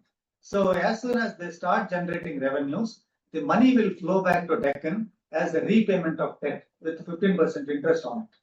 So there won't be any dividend. So money will start coming in into Deccan from Kyrgyzstan as soon as they commence the production and start generating revenue. So it's not, at least first 1 year or so, it will come in as a debt repayment with 15% interest. So there may not be any loss in the dividend tax, at least for the 1.5 years from Kyrgyzstan. And in terms of Viraj has asked about some info on tungsten and Balukona. Tungsten, I think it's a bit too early for me to work out the numbers. But Balukona, again, these are the very, very indicative numbers which could significantly change with the drilling, etc. What it could be, if everything as we think, if it happens, then we would be looking at anywhere around 70 to 80,000 tons of nickel as a resource. Nickel equivalent, that means copper, gold, copper, palladium, and nickel all combined. That's a nickel equivalent. So maybe around 75, 80,000 tons of nickel. That is what we anticipate to prove up to the depth of 200. Beyond that, I am not going to comment now, because our drill holes have shown the continuity of the mineralization. So if we do that one, if we prove that kind of resource, particularly on a nickel basis, and I think it may be easy if I actually equate that how much what it could be, the equivalent of gold terms, it may be around 78 tons of gold. That is how it probably looks like. And in terms of plant, the capacity, if this kind of resource is going to be proved, we may have around 2,000 to 3,000 tons of plant operation, which could run for about 15 years. That is like very, very broad geological numbers, I must say. I mean, because you have asked for this based on my geological experience, I am telling these numbers. So nowhere I want to caught up in this kind of situation, but that's how it's going to be. Amish, you have asked about the delay in these projects. Is it because of the money, or what are the other constraints, particularly in terms of operating environment, etc., etc.? Both the projects have two different problems. Jonagiri project never had an issue with the money because there is a major partner who is willing to contribute to the project. So there the issue has been, in the last moment we had to get the additional environment clearances. That has delayed actually in the 2024. And then subsequently, after that, by July, August last year, the plant was operational. In fact, if you see from August itself, before I actually departed from GeoMetro, we started producing small quantum of the gold as part of the trial production. So the delay can be attributed partly to the environmental approvals that we had to get, the additional approvals that we had to get in the year 2024. And then subsequently, some amount of construction that needs to be completed necessarily after getting the approvals. So that is where the delay has happened in the case of Jonagiri. In terms of Kyrgyzstan, two other money, of course, we have been able to raise money and send it. One of the reasons there are some delays is because of money transfer from Indian banks. I think I should clearly mention this as well. They have been asking a lot of questions. It's a foreign, it is overseas direct investment. So many a times, even up to 15 days to a month, they used to hold the money in transferring it. And Kyrgyzstan is a place where weather and climate is very, very important. If a money transfer is delayed for about 15 days or a month in the month of September, from October onwards, we will have winter time, and that will have a kind of serious impact in terms of construction. And once that phase is crossed, you cannot do the civil construction for about 3 to 4 months, and the temperatures like minus 30 degrees. I think that is where these, but I don't want to attribute everything to the banks. It could be our planning would have been much better. And also, this is first time we have been working in those kind of harsh climates. And our planning in terms of particularly civil work, that's what I can clearly say. The civil work, even a month delay, it could completely offset your plans by another 3 to 4 months. So that is what has happened. So this time actually we were very, very clear. In fact, by end of January or February, we could send about 130 people onto the site. So we don't want to take any chances and want to complete this before August. So that is what the real constraints are. And in terms of Balukona, as I said, we have been bullish. We have been doing a lot of research on the nickel, copper, platinum in this country because we never produce nickel, whereas the other countries like Australia and all, they have big nickel mines. Now, what we have realized is conceptually, the Indian exploration was not going in that particular direction, but we have generated a big dossier in the year 2004, 2005 itself. So this is one of the projects which we have always been targeting. So that's one of my personal favorites. So I sound a bit more bullish. But what we are looking at in terms of mining lease applications, I think this is another question asked by someone else also. These two projects, Balukona and Tungsten project, there are timelines before which we have to apply for the mining lease. In terms of Balukona, we have to apply the mining lease by next year. So by next October, we have to do it. So we have to drill and then keep the project ready by next year. Next April. So by next April, we have to apply. So we are fast pacing this entire drilling work, and we will also do the beneficiation test work. I also would like to add one other piece of information. that some of the samples we have been, particularly because this is nickel which is used in battery, one of the research institutes, they have already taken some samples from us to test whether they can actually make the battery out of this material. So we have been doing, so we are doing whatever best that is possible for this project. And by April, we have to apply. We may get another 6 months of time period extension, but we have to complete it. So that is really, we are working on bar footing in this area, and we will launch the mining lease application. So once we get to the mining lease application, and if we have designed the processing plant by April next year, and from there it would take about 1.5 years to construct any processing plant, depending on the kind of processing that is required. And that plant, as I said, would cost around 400 crores. And going forward, after 18 months, so somewhere around 29, there is a possibility that we could produce something out of this. These timelines need to be refined. I don't want to be very aggressive at this stage, but one thing is sure that by next April, we have to submit the mining lease application.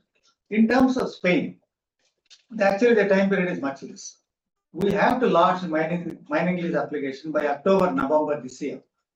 So we are going to complete our definitive agreements, and we are going to launch the mining lease application by the end of October or November, I think. By then, we will launch the application. Again, the same timelines would apply. And the difference being in Finland, in Balukona, that could be an open pit operation, but in Finland, it's going to be an underground operation because the loads are narrow and they go up to a depth of 300 meters. So the capital requirements in Finland could be a little bit more. If it is 400 crores in Balukona, it could be 500 crores there in Spain. I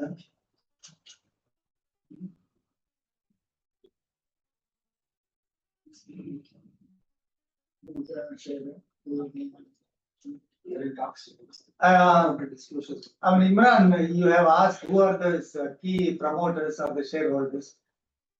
I can only say that we are talking to the promoters. They are key people in the promoters. I cannot disclose beyond that at this point. Once we finalize, they are Australians. You all know that promoters are Australians. So we are talking to one of the key promoters.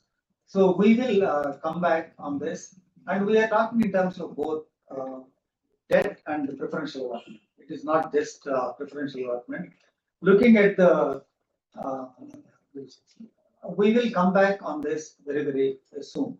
And in terms of any hurdles visible for Kyrgyzstan, I don't foresee now because we have started very early this year. By February, we have moved entire team and we have started working. And what is left out is very, very small now. The work that is left out is not much. And so I don't foresee any problems. By next month, if once we generate some amount of Dorebar through leaching circuit, technically we are into the production. And then by July, I am very, very hopeful. I really don't foresee any hurdles at this stage.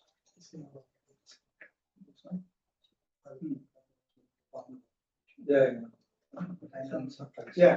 I think Chirag, I think your queries on timelines pertaining to Balukona and tungsten, I think I have already addressed those things. Yeah, can you allocate more funds to Kyrgyz start underground mining? Yeah, I think Aniket, I did mention about the capex requirements for Kyrgyz underground operation, but we cannot start the underground operation right now because we need to do some more drilling. Then only we can actually design an underground operation that could take about 1.5 to 2 months, 2 years, sorry. So that's why that fund we cannot allocate right now. But as I said, that money will come out of the operations or the revenues from the Kyrgyz project itself. What is his name? Yeah, and your another queries on the Indosil case. If we win, what could be the indicative timeline for mine development, etc.? If we win, indicate Indosil, suppose this week Indosil wins the case, then we have to come back to the High Court of Karnataka, and then we have to get the favorable order and the mining lease here. And from then onwards, we need to get the Indian Bureau of Mines approval. We have to launch with the mining lease application. We need to have the public hearing, environment clearances. With our experience in Jonagiri, I can say that it could take between 12 to 15 months. And then we are simultaneously at some stage, we can start the land acquisition, plan, keep the ground ready. And the construction would take, even if you do very, very aggressively, around another 15 months. So we are looking at around 3 months, maybe 30 months before we actually produce gold out of that project. We may be able to speed up the process. If the environment clearance comes within 6 months, then we may actually cut down 8 to 9 months there. So between 2.5 to 3 years is a likely timeline when we produce the gold from there. Yeah. And Darshan, Finland, Tanzania, Mozambique, Valukona, the timelines, the roadmap. As I said, for Valukona, which is really, in my view, probably that is the next project, which is going to we are going to spend a lot of time, and beneficiation test work also is going to be done this year. So we'll get into some kind of plan designs and all. This also answers one of the queries from Devendra Gupta, in fact. What is this construction team is going to do? See, how this is being operated is, we have the core team of the processing technology. So they are the process engineers and the supporting team to them. So they will be retained because there will be that kind of work. Once Kyrgyzstan is completed, that team will start working on designing the plant for maybe Valukona or something else. So that team would be retained. They will not go anywhere. Other than that, the team that we have is primarily the engineers on site who will be recruited into the company there itself in Avalon Partners. Already we have recruited about 4 engineers, and 15 more are going to be recruited in the next 2 months into that company. So they will start working in that project. And the rest are all actually the workers on the ground. They are all on the contract basis. So they will go back, and we'll call them whenever it is required again. So that is how the team is going to work. Yeah, I think what price of gold has been taken for your guidance, that I think I answered that one as well. In terms of Harsh, you have asked about what support we are expecting from government promoting mining of gold and other minerals. See, in Kyrgyzstan, maybe I'll start from India. India, this is the first time a mine is being developed and it's coming into the production. So the state government is really helping us. There is no doubt about it. The state government has instructed all their offices in the district level and even lowest levels to help us so that the production would start immediately, because there are more than 900 people are also employed there. So it has created a lot of impact in that area. So there is a good support from the state government, all the permissions, even the land acquisition. That was one of the questions. What's happening to the land acquisition? It's going on in full swing. As I said, there are 3 more blocks that we have to cover. The land acquisition is going on. Government is also helping. In fact, the district collector has given orders, whatever the government land and ceiling land that needs to be immediately converted and given to the company. So that process is going on. So government is pretty supportive of it. And in terms of Kyrgyzstan, as I said, Kyrgyzstan, 10% of its revenue comes from the gold mining. So that's a very key sector for that company. And we are in joint venture with a government company that is called Kyrgyz Altin, which is like NMDC in India. So whatever the support that is required, they do. But having said that, the local support, local people that we manage, that is the strength that we have. And it's not like I'm not praising our team, but in one of the recent meetings, the Kyrgyz Altin chairman, he has informed the Prime Minister that Indian investors are far better than many other investors from many other countries because these guys really take care of the local communities. So that is the philosophy of Deccan, and that we are continuously doing it. So that part, I think we are handling for ourselves. Other approvals in terms of power, water, and all those things, our partner, that is Kyrgyzstan, they take care of it, and that is a key project for them as well.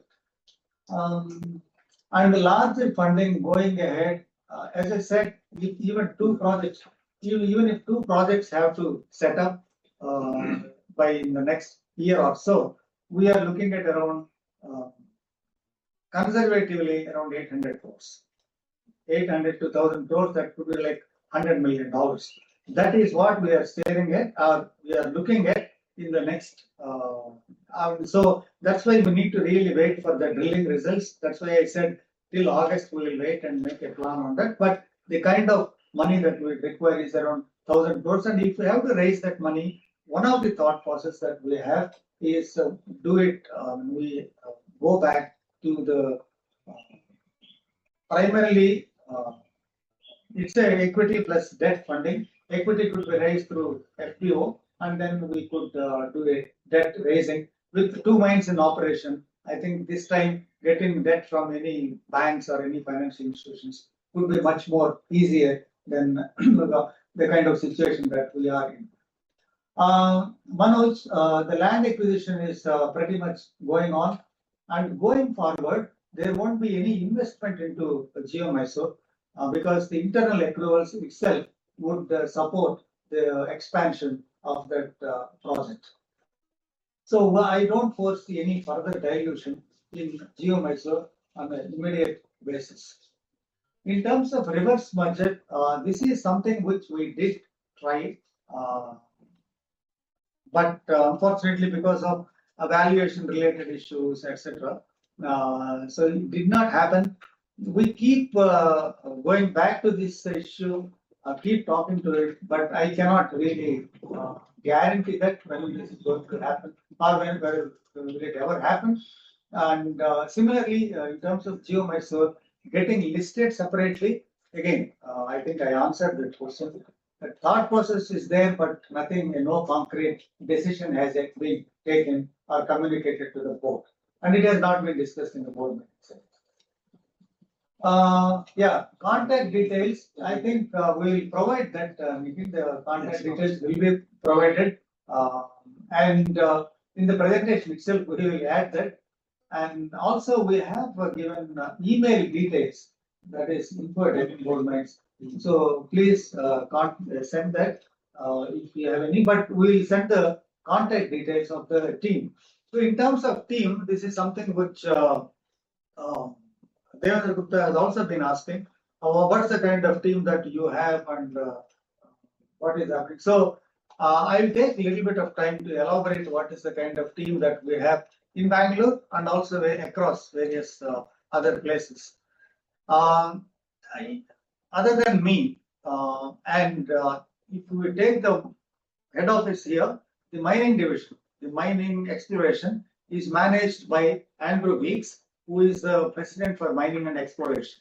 We have got him from Australia. He moved from Australia, and he has been supported by at least 3 members, who one of them we have recently employed. So their job is to take the data, prepare the resource models, prepare the designs, and so on and so forth. We are going to increase that team by adding another mining engineer also. So that is the core team, like a brain here. And then entire corporate and legal, these things are taken care by Subbu. I think you're all familiar with Subramaniam. He has a team of his own people. I think 2-3 people who are reporting to him. And all the accounts across the globe is taken care by Karun. And he has, again, team of 3 people working under him. So that is the core team that is working from this office. Other than that, in each places, like if you take the Kyrgyzstan, that whole operation is headed by one Mr. Naushad Ahmad. He is the head business for that.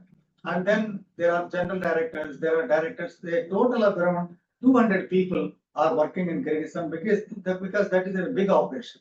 So we have a deputy director for mining, we have deputy director for production, deputy director HR, deputy director. They are all Kyrgyz people. Deputy director HR and accounts and security, safety and security. So there is a big team there, including mining engineers, the geologists. All of them are there. In fact, they operate independently. They take advice from the geology team or the corporate team here. That's how it is being operated.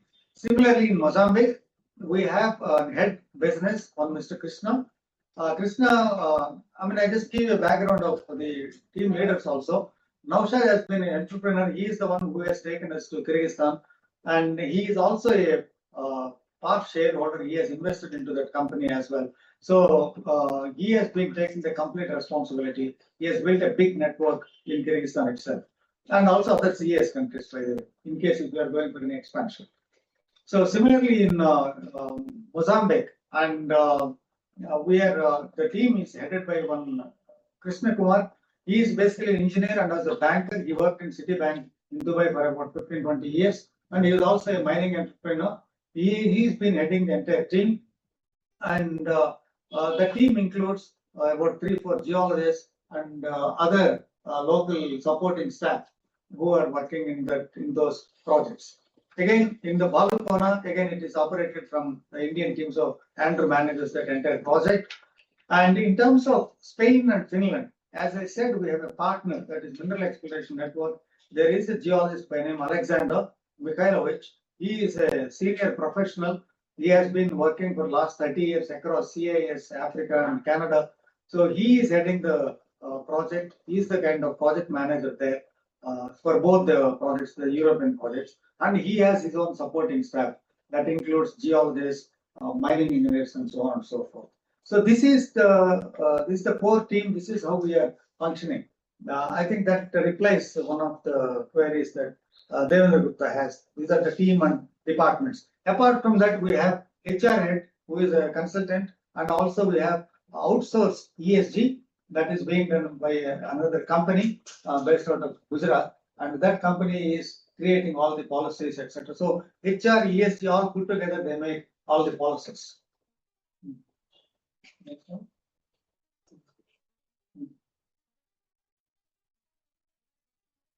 I think, Kunal, I did reply to your query on 184 profits. 120 has to come from Janagiri. I think as dividends, it may not come in 2027, but I cannot say in the financial year 28 it might happen, but I cannot tell anything at this point in time. The debt, again, debt or equity, it is from one of the Australian promoters. I think I have mentioned that already. The usage of funds, I think this is, yeah, up to 100 crores. Can we send?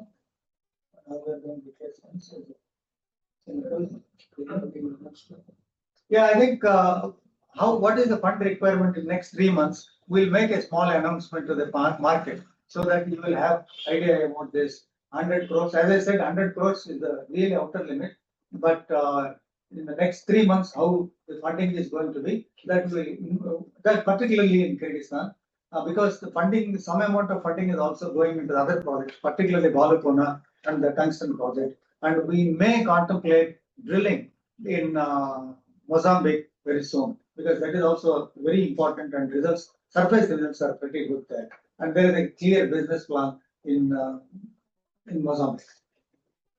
Yeah, I think Janagiri, I did mention that it is a refined gold that is going to produce. Selling of the gold, it's going into the bullion dealers, and in India, you cannot export the gold. It has to be sold in here only. I think in Kyrgyzstan, I did mention it is going into the National Bank. So we'll come to that. Yeah, I think now we'll complete the other. And Sandeep from Moneygrow asked, what is the production in Janagiri in the month of March and April? In the March and April, as I understand, it is around 30 kilos that have been 30 kilos each that have been produced. April numbers I am yet to get it, but it will be around 30 kilos. That's what I understand. And you also mentioned that promoters have been selling all this. Deepak Pandey, you mentioned that promoters have been selling. I think number of times we did clarify the promoter's position. The promoter is not one individual, but there are multiple. There are two companies. One is Ramamai's Mauritius, and then the other one is Australian Resources. In these two companies, there are two major shareholders. One is Handel Investment. They own about 10%, and the other one is Halcyon. They own about 5%.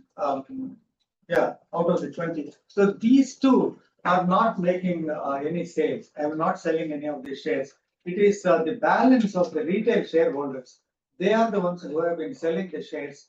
That's why you see that there is no large quantum of sales that has been done by the promoters.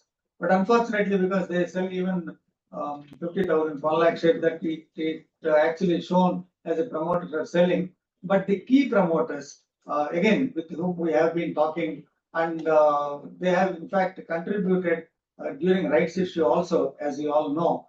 So the same promoter is willing to extend debt and equity during this time also. So the sale, I think it's going to be reduced, and the major shareholders, major promoters are not going to sell. But having said that, the smaller shareholders, the retail shareholders within the promoter group might sell, but I think last 3 months there are no sales, I suppose. Which months? Yeah. Plant visit for cost of production. Yeah, cost of production in Jonagiri, I already told Chetan, I have answered to it. Plant visit for Jonagiri, there is, I think you all might have heard, even Chief Minister has been announcing that next month he is going to inaugurate the plant. So once the inauguration is happened, then we will try to arrange a site visit, a plant visit for some of our investors. Before that, I can guarantee you it is not going to happen. For us, I think I did answer. We are bullish on Balukona based on the current drill results. And I think I also said what could be the kind of resources and the capacity. Yeah, if any more information you require on this, please contact. Okay. Yeah, I mean, Churchit, as of today, because we don't have dividends coming from Jonagiri project, we will not be able to fund that 100 crores. So that's why we are talking to the investors, particularly key shareholders and the promoters.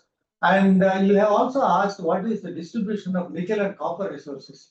It is actually, if you, in terms of proportion, if we give you some numbers, it will be like 0.4% nickel and around 0.3% copper. Copper is slightly less than nickel, and about 0.3, 0.4 grams of platinum plus palladium primarily. So that's the kind of ratio. It is slightly nickel is more than the copper, and the palladium will come as the resource, as the credit.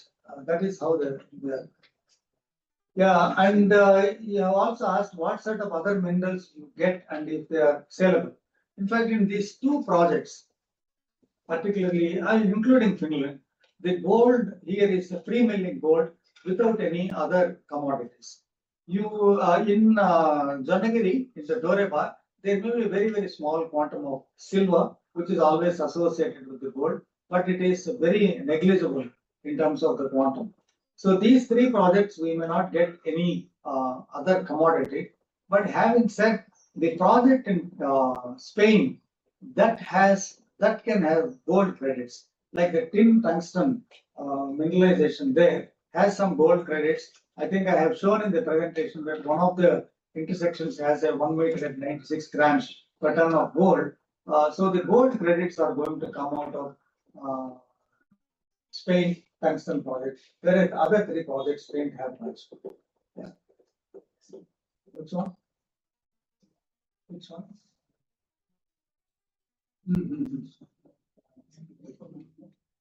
Yeah. So I think now if I go back to the Devendra Gupta's queries, the first one is the 180 crore profit from Geo Mysore queries. I mentioned clearly the 120 crores of profit may not come in, will not come, I think, in this year because there is going to be an expansion in Jonagiri. And once it comes, I think next year we will address that issue. And in terms of Kyrgyz, I have already said that all the investments have gone in as debt with 15% interest. That money will come back to us, which can be used for the other projects. Next, in terms of the huge capex requirement, yes, if Balukona drilling and Spain tungsten project drilling comes out to be very successful, then we need to raise money. I think I have already indicated what's the kind of capital that we are looking at and what could be the mode of this money raise, which includes debt and equity. So that is what we are looking at. And then, more a clear blueprint can only be provided once we know based on the drill results how that is going to happen. And also by August we will come to know what's the kind of internal accruals that we are going to have. So then a blueprint can be prepared and sent to you. And in terms of completing Kyrgyz project, the team, etc., I think that I have already mentioned what they are going to do and what is the team, how they are going to. We are not going to sack the process engineers because they are the brain, they are the ones who are sitting here and designing the entire thing. But other engineers who have been working, obviously they will be employed in those respective projects. That's what we done in Jonagiri also. We have taken many engineers, trained them and recruited them in Jonagiri project. The same thing we are going to do here. But the key guys will be staying back and they will design for the other plants. And in terms of strengthening the team, especially each department wise, I mean, I think I have told you what are the team that we have, what other things that we are going to do. I think you have always been in touch with Subbu on these issues, and we have always asked that please, we have a policy now in terms of responding to the.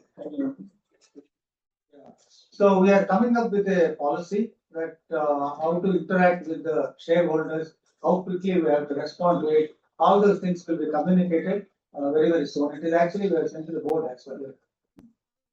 And in terms of Banajut, what we have exactly what the company has done in the past 3 months. I mean, one we have. If I split it into 2 to 3 parts, one we have. We are in touch with Industrial Allies. We have been discussing with their team. And in fact, there were even Industrial has asked for some kind of association with us because they see our case is much stronger than their case. But at the same time, they wanted to have some business relationship with us if the case is going to be successful and they want to lead it. But that we have not concluded anything with them. But in terms of strategy, how to argue, so our lawyer and their lawyers are in touch. That is on the legal front. That is what we are doing. And in terms of other things, which I firmly believe it's more than the legal, it is a policy matter that someone has to handle it. In terms of the policy matters, we are trying to approach the policy maker in this country through some of our contacts, both in Andhra and Karnataka. So these are the steps that we are taking, and we have intensified those things in the last month. Obviously, I cannot give complete details at this point in time of those steps that we have taken.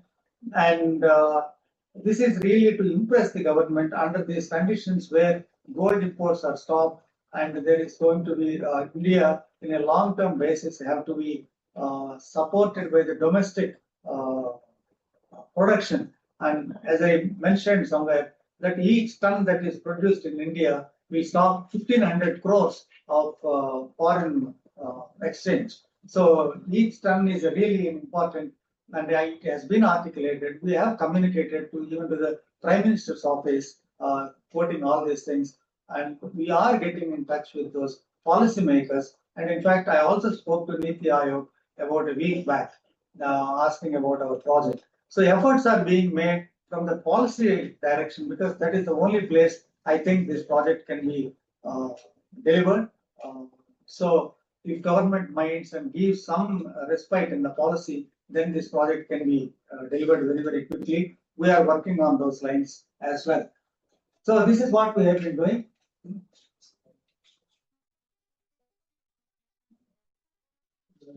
And so I think I have answered most of the questions. And if there are any things that are missing in this, because there are almost 3 pages or 4 pages, there may be 1 or 2 that we could have missed. Please feel free to contact us. We will certainly respond to those queries.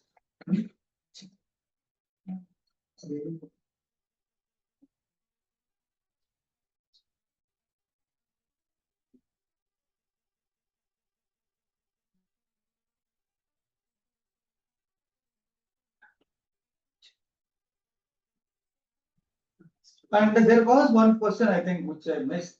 That was, where will you sell the nickel? So actually what happens is, from the mine, we'll produce concentrate. That concentrate will have nickel, copper, and palladium. And generally these concentrators are sold to the smelters. And in India, there are few copper smelters that is, they are owned by Adani and also Vedanta. So probably we may have to sell this concentrate to one of them, unless our project grows so big that we will be able to set up a smelter. But prima facie, probably these concentrates will be sold to one of these big smelters in India. And also our next door neighbor is Vedanta. Our license is bordering with Vedanta's license. So they will also be exploring. So if they also find the same mineralization, I think it is something from the same area, the concentrates can be taken out and it can be taken to a smelter. So that is the real strategy for the selling of the concentrates, or the nickel or copper or PGE from Chhattisgarh. Yeah, I think Swapnil, it's over to you. I think we have answered most of these questions. Thank you so much, sir. We have got a follow-up question from Charchit Malu of Genuity Capital. Yeah. We'll take his question now. Charchit, please go ahead. Hi, sir. Can you just please also give the description of other income that I think you haven't answered that. Breakup of the income. Other income consists of primarily interest income from Avila, where we have already mentioned that we are given a loan to Avila. So that's an interest income, and the balance is about exchange gain or loss, which is about 19 crores plus another 13 crores. That's a breakup of the other income. So going forward, can we expect the same kind of other income in FY27, FY28? Yeah, it depends, because mainly why this exchange gain has arisen is not because what we have lent to them is in dollars. When we revalue, we end up in a currency exchange gain. And interest, as we have already invested 60% in Avila, balance all the funding has gone through debt funding. So we've been charging 15% interest. So that's the interest income which is shown with the other income. I think so how much was it from interest income? It's about roughly about 19 crores. 18.3 crores. I think we had close to 10 odd crores in other 10 odd crores in other income, right? Pardon? Yeah. Can you repeat? Chachit, can you repeat that one more time? I think management is asking you to repeat. Just a sec. So 18 crores came from your interest income. Rest is from exchange, right? Yes. You are saying. That's a breakup. Yes. Thank you. Got it. Thank you so much. We also have another question coming in from Devinder Gupta. No. Mr. Gupta, please unmute your microphone. Yes, please go ahead. Good afternoon again. Am I audible? Yes, sir. So, Hanuma, one is a clarification which I want to give, which you presume shareholders know. As you said, they know who participate in the right issue from Australia. But I think the company never declared that Mark Creasy, the main promoter of AIR or whatever it is, Rama Mines, participated in the rights issue. I think that is something we should be proud of, and I think company should have shared in a communication to BSE or to shareholders. I came to know because of my own research, and which I got validated from Subbu. So I think that is for the benefit of all the shareholders I want to share. And my investment rationale I want to share with everybody is based because I was lucky to visit in 2007, I think, or no, 2009, all the mines in Ganaju, all the 7 prospects, just after Mark Creasy visited those places. And I had the benefit of what inputs he gave to the geologists there. Harish, who was very kind with me to, take me to all the 7 tenements over 2 days. So that is something I think gives comfort to a lot of shareholders, especially to me. And that is why I've stayed invested in the company for over 2 decades. Now, the other question is, you talked about FPO. I think when you came out with the right issue, I requested you that can you be ready with an FPO, at least paperwork wise, so that, it would be a perfect way to time it either at Akshaya Tritiya, which is gone now, or we can time it at the time of Dhanteras. And now today, first time, you have stated that we will have a EPS of around 10. Today, the PE multiple of small cap index in India is around 30. So I see that, Deccan can easily get a PE multiple of 45, which is around 450 rupees share price. So are we ready? I want this answer from you. Is your team ready to do an FPO at a 30 days notice? As I think he has already told this, FPO planning could come only after the present projects get into a. No, Subbu, but no, how much you will raise can be done, decided. But are you ready with all the paperwork? You are that merchant banking guy, Nitin. Are you ready with all the paper? Because let's be very frank, you guys are very good. You have done a great job. But I think when it comes to implementing, we always have delays. So we need to do paperwork in advance. You have done a right issue. FPO is not too different. And we had been discussing for years that, Deccan is mining is a capital intensive business. We all know you will always need capital. So are we ready with that blueprint? Yeah, definitely we are ready. We have been in touch with the merchant bankers, and see, paperwork and other things are mostly standardized formats. So basically, once the resources and budget is finalized, I think that completes the documentation process. And as regards the timelines and all that, now it's all deadline driven by the stock exchange. No, but lot of your requirement is capital infusion. You need so many millions in Spain. You need so many millions in Finland. You need minimum amount for drilling in Bhalukhona. So I think at least I see you have at least 100 to 100 crore of visibility already. So it's not necessary you do one FPO. You do one at 450 rupees, and maybe when the price go up, you do one at 600, 900 rupees later. A lot of companies do that. But are we ready with our first set of IPO to go somewhere around Dhanteras? Because that is the time Indians buy gold, and I think it would be a very compelling story for Deccan to come with the FPO with an EPS of 10 rupees. Definitely we can honor the timeline. Dhanteras, definitely are ready. I will sincerely request you, please consider this in your board meeting, in your strategy discussion, that you need to do a capital raising this year on Dhanteras.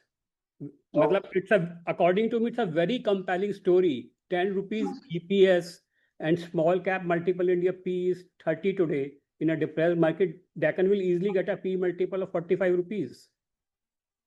Sure. I will be in touch with you so that we don't lose track of this. Thank you so much. Thanks, sir. Thank you very much. Thank you so much. We will take that as the last question. Yeah. If you have any unanswered questions, you may write to info@deccangoldmines.com. Alternatively, you may also call on 080-477-62900. Ladies and gentlemen, on behalf of Deccan Gold Mines Limited, we conclude today's call. Thank you for joining us. You may now click on the leave icon to exit the meeting. Thank you all for your participation.